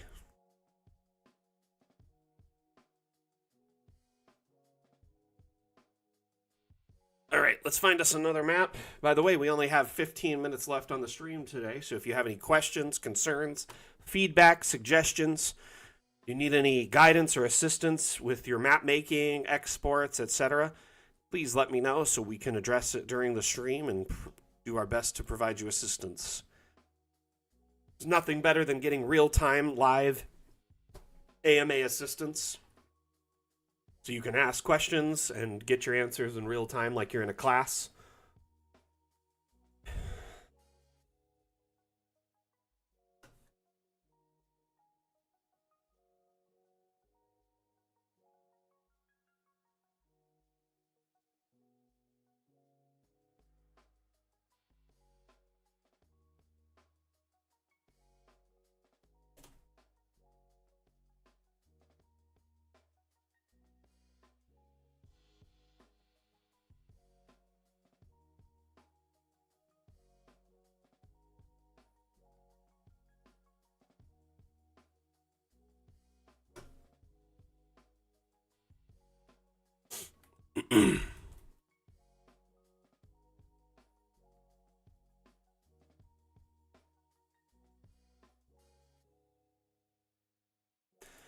Yeah, it's interesting that it's the skeletal plains biome for sure, but it's really nice, like kind of igneous rock, so to speak. It has that certain aesthetic.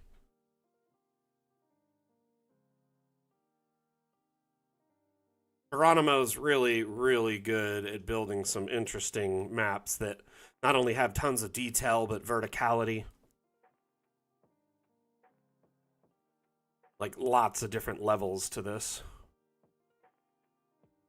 And it's a vast, vast network of map with some underground, like kind of like little shops and little nooks and crannies.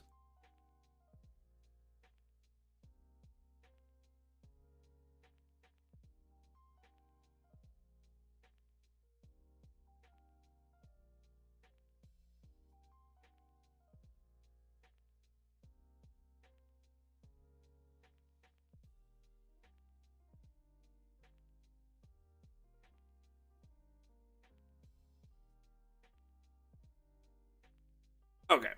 Sorry, I keep getting like tons of messages today on Discord, and it's people like requesting stuff from me, asking stuff, and getting back to me on things just kind of days later after I message them. So it's kind of funny, but at the same time, I like should take care of it and address it. So sorry if I've been a little distracted today.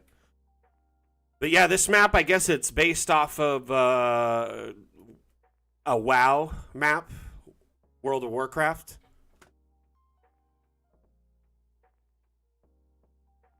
Let's drop a token in and we can take a look at it.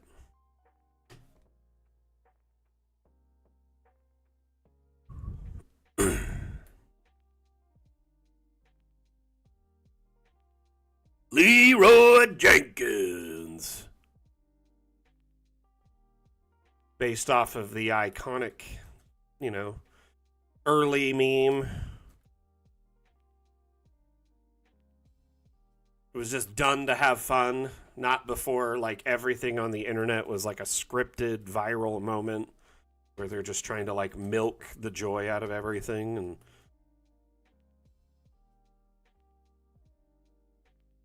I miss the early internet.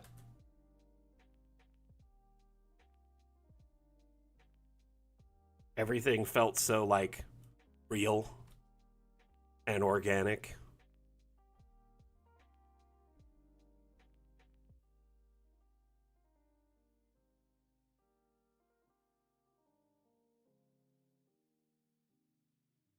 I guess, 30 years of internet has really jaded me to it. It feels like I'm in a like Lords of Moria area. Like it feels real. This looks great. It feels like Baldur's Gate, Lords of Moria. It looks like a video game in design, all made in Dungeon Alchemist, which is impressive.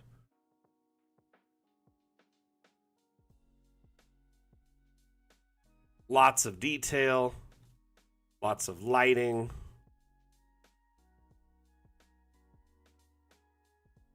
Lots of little areas to kind of tuck away into and check out, loot.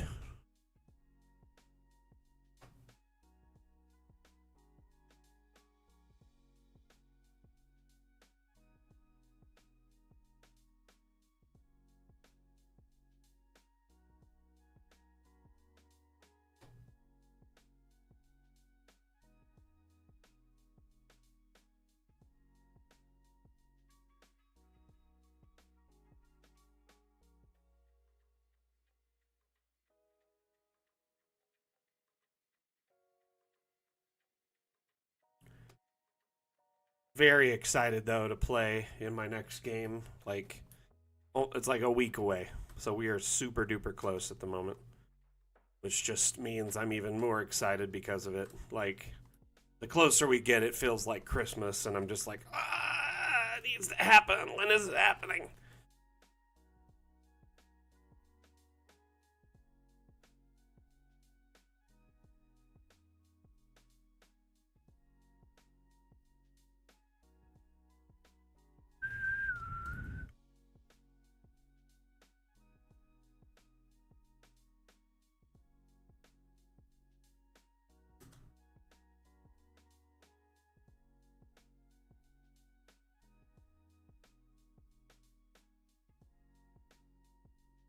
This right here is just so clutch.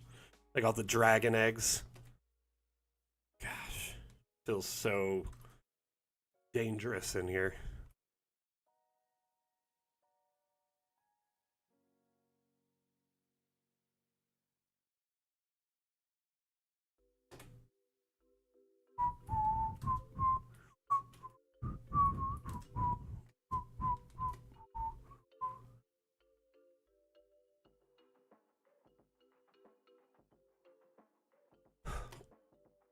Alien eggs, they could be. Could be alien eggs for sure. Do they hatch hungry? Don't most babies hatch hungry? Bunch of face huggers, right?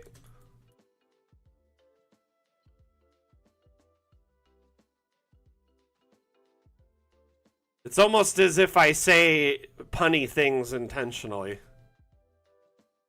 And just hope y'all enjoy it or catch it.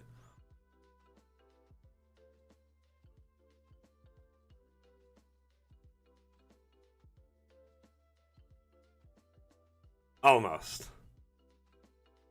That or I'm just really, really good at saying stuff like that without even trying.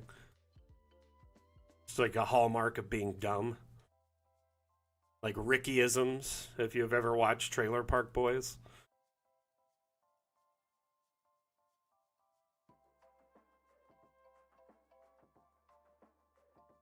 The Punish Hammer exists because of people like me. Listen, I have a license to state dad jokes without impunity. Okay? So when I can, I do.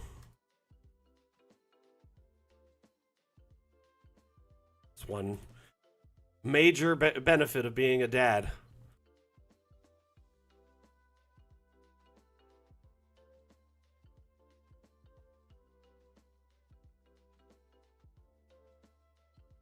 As I get to make dad jokes.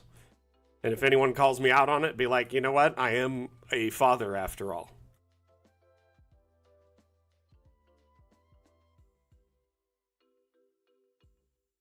Alrighty. I feel like standing in this, like, area here would awaken your powers or something, or charge up the big bad in between.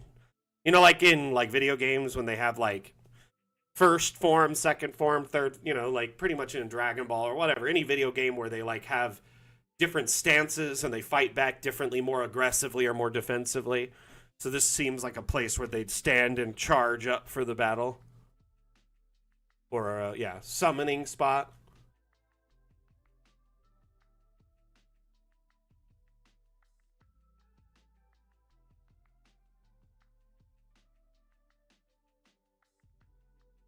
Honestly, that's funny, Ninja. I think some people like they've got a lot going on in their day to day and they get distracted and forget things like that. It's easy to see something like this and then come back to it later too and be like, wait, that's the same thing. Because Dungeon Alchemist has changed so much in the last few years. Like night and day from when I started with the team. So I think, you know, even looking at it a few times over a few years, you would be like, is this the same product? But yeah, it is a little silly sometimes when you're trying to like help someone and show someone something and they're not necessarily paying attention, even though you've definitely showed it to them multiple times.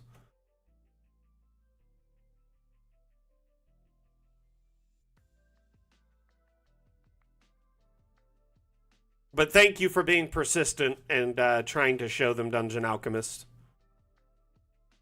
I really appreciate when y'all like give a word of mouth and show DA to your friends and family and fellow DMs, and you know when you're on various sites, social media, and when people are asking, "Hey, what do you use for your map making?" or "Hey, do you prefer this or that?" A lot of you will go to bat for us, so I do appreciate that. It means a lot to me.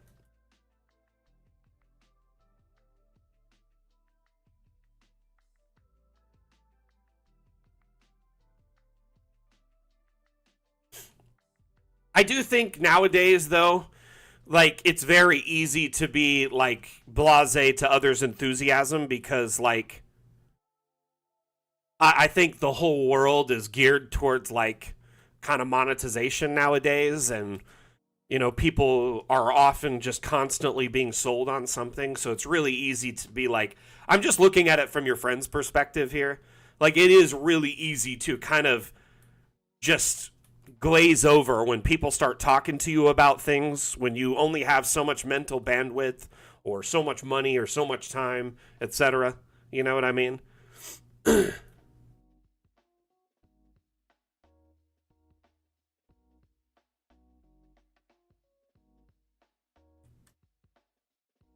One thing, though, is I do think that the passion our community has for Dungeon Alchemist is really unmatched. We're this small, vibrant community that is growing rapidly. And, I often see people, when they're mentioning map makers, there's several big ones that are mentioned, right? Inkarnate is brought up a lot. Dungeon Draft is brought up a lot. But I'm starting to notice we're getting brought up more and more and more. People are recommending us. People are mentioning us. And it's because Dungeon Alchemist is more full featured and we're getting closer to leave early access, right? And I think as we get closer and closer to that point, Dungeon Alchemist will be a much more regular presence on the scene of these heavy map making tools that have been around for years longer than us. Years.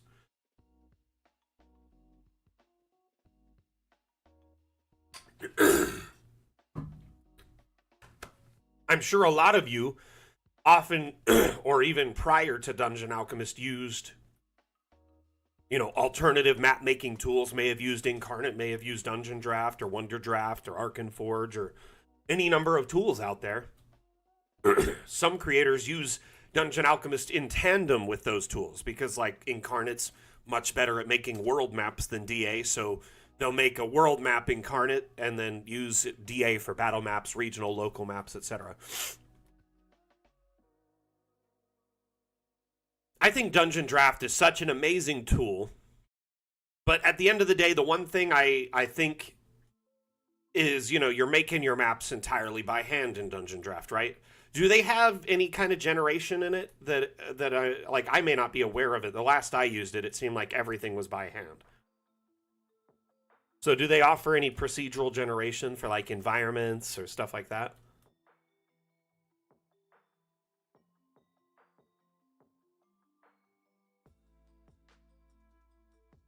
I took a peek at it ages ago, but the thing is they have that amazing library of objects, right? What's that website, Forgotten Adventures?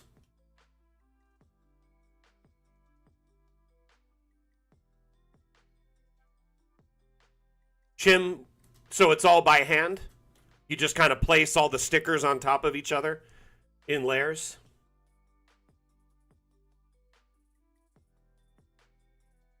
Duper, that's a really good question. And honestly, Dungeon Alchemist has kind of taken a stance that we really try to avoid cultural assets. We've done it in the past, and every time we do, it ends up being problematic.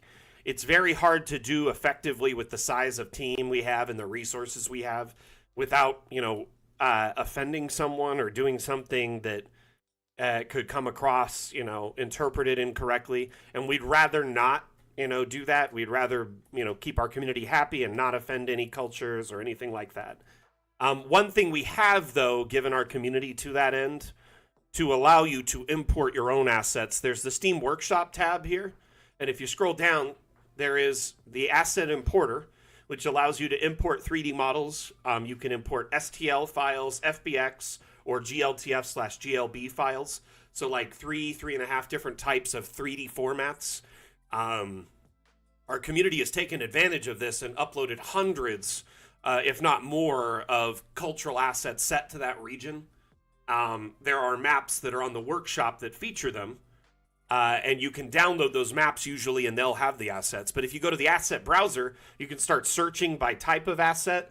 So maybe you can, maybe search like shrine or something, right? And maybe find one, which there's quite a few in there options. There's a few different options. But typically going into, say, a map is usually the best bet because when you download the map, it'll download all the assets in it. So if you search through here and find, say, maybe a Japanese map, a themed Japanese map, like set in that era. So here's a Japanese castle, right? If you download this map, it'll download this map and all the assets in it. So you'll get a bunch of cultural assets simultaneously, which can help you in your building. I ultimately don't think we will be offering any expansions that tune into any region-specific cultural assets and offer them. Mostly our patches, our expansions will be things that are fantasy-based and allow you to take your players to, many more just broader regions, i.e. the sea, different water environments. Our next update focuses on object manipulation, control, multi-level building, and roofing. So instead of offering a biome per se, it's more improving functionality within Dungeon Alchemist. So every update is slightly different in that regard. And honestly, I understand why you want them, and I get it. There's so many systems that are supported that have different cultural assets out there, right? So it's already being done. I just think at this time, with the size of our team, with our resources, budget, etc., it's just not viable. Maybe after we leave early access, we may double back and reassess and start offering expansions above and beyond what we promised that could tap into regional assets, especially if we can hire people that can help us properly make sure that we do it correct, are culturally sensitive, and offer things that are accurate. Does that make sense? Anyway, I hope I didn't just kind of circle around that for 5 minutes and say the same thing. It really is a delicate subject that's kind of, I get why you want them. I understand it. And at the same time, I get why we're not. And I appreciate you being understanding about it too. Some people kind of get up in arms about it. All right. I just noticed we're 5 past the hour, so it's time to wrap up, everyone. Thank you so much for tuning in today's Dam stream. I had a lot of fun discussing landing pages with you for about the first hour of the stream, and then looking at impressive, beautiful maps the rest of the stream. Remember, if you're interested in landing pages, you can tune into the VOD of the stream and watch the first hour or so and check that out. Alternatively, if you go to the workshop and type landing page, you can see an assortment of landing page style maps made and shared by our community members on the workshop. A landing page is like a loading screen or a set piece for your campaign that immerses your players before you load into a map, or it could be a place you go to between maps. Think of it as just like a home screen. So that's kind of what we were discussing today and showcasing. Went through a bunch of different ones, showed how they're made, and then jumped into regular maps later. Again, thank you everyone for being here. Had so much fun hanging out with you all. Again, my name is Mac, the community manager for Dungeon Alchemist. Dungeon Alchemist is a map-making and immersion utility available on Steam. It allows you to build maps for your fantasy-based tabletop games, including D&D, Pathfinder, and more. Dungeon Alchemist has Steam Workshop integration, which means you can share maps and 3D models and download them shared by others. So currently there's over 11,400 free maps available on the workshop, many of which are absolutely stunning, beautifully detailed, top-notch quality. As you can see here, some of them have been downloaded hundreds, if not thousands of times, so you can kind of see community reaction to them based on ratings and downloads. You can sort by most popular, most recent, by name, etc. Highly encourage you check out the Steam Workshop integration by just clicking the Steam Workshop tab and clicking Browse Maps or Browse Assets. Thank you everyone for participating today, whether you were actively chatting, whether we were sharing your maps or 3D models, you were providing support in chat, or you were just lurking today, kind of just watching from the shadows, learning, but also helping us nonetheless, because you're driving support for this community initiative. And, just being here means that our viewer numbers are higher, which draws in more people. So thank you, everyone, for being here today. Whether you're actively chatting or lurking means the world to me. thank you if you were tuning in on Twitch, TikTok, Facebook, YouTube, Steam, whatever platform you're on. Thank you so much for being here. If you are new to Dungeon Alchemist today and you're kind of just checking it out, remember we offer a free demo on Steam so you can download Dungeon Alchemist and try before you buy. It does kind of give you a small slice of the overall pie. It's just one of our dozen biomes, the forest biome, and gives you the ability to build a tavern in a forest. So you get limited access to room types, object types, and environment. But it gives you kind of a good overall idea of how Dungeon Alchemist works, how it'll run on your computer, so kind of test drive it before you buy, so you don't have to invest any money in Dungeon Alchemist without knowing if it'll run on your computer or not. Anyway, thank you so much for being here. But we're going to take off, so we'll see you next time. I give a damn. I'm going to run a quick Dungeon Alchemist-themed ad, and we're going to tune out. Thank you for being here, everyone. Bye!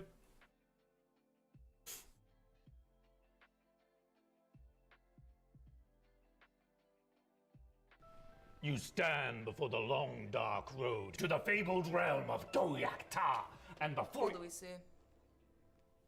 I don't know. A goblin. I kill him. But before she does, I, Gilliam of Firth, demand to know the goblin's name. Hi, my name is Woblin. Where do you live there, Woblin? I don't think that's relevant. Well, but I, Gilliam of Firth, demand to seek the goblin's abode. Clever. Find family. Kill entire bloodline. I like it. Seriously, we're doing this?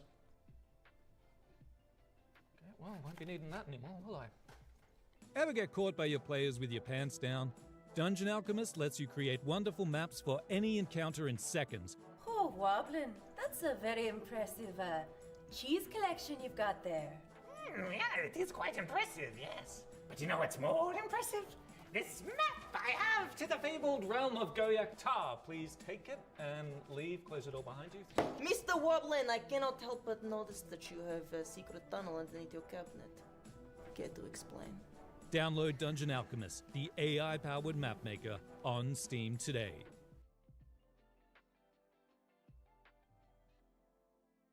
Quick shout out before we wrap up. Jean-Francois on YouTube, thank you for the sub. Remember, everyone, if you enjoyed the stream today, make sure you drop a like, a share, a subscribe, a follow, depending on your platform. If you haven't followed already, that way you can tune in the future. And if you are already following, sharing, and liking the stream, we'll put it out there for more people to see. Word of mouth is our primary form of advertisement at this point. As a small team of 10 people, an indie developer studio really does help when you guys and gals share the word. So thank you so much. If you could do that for us, it'd mean a lot. Have a wonderful afternoon, evening, night, whatever it is for you. We'll see you next time. I give a damn. Mac out.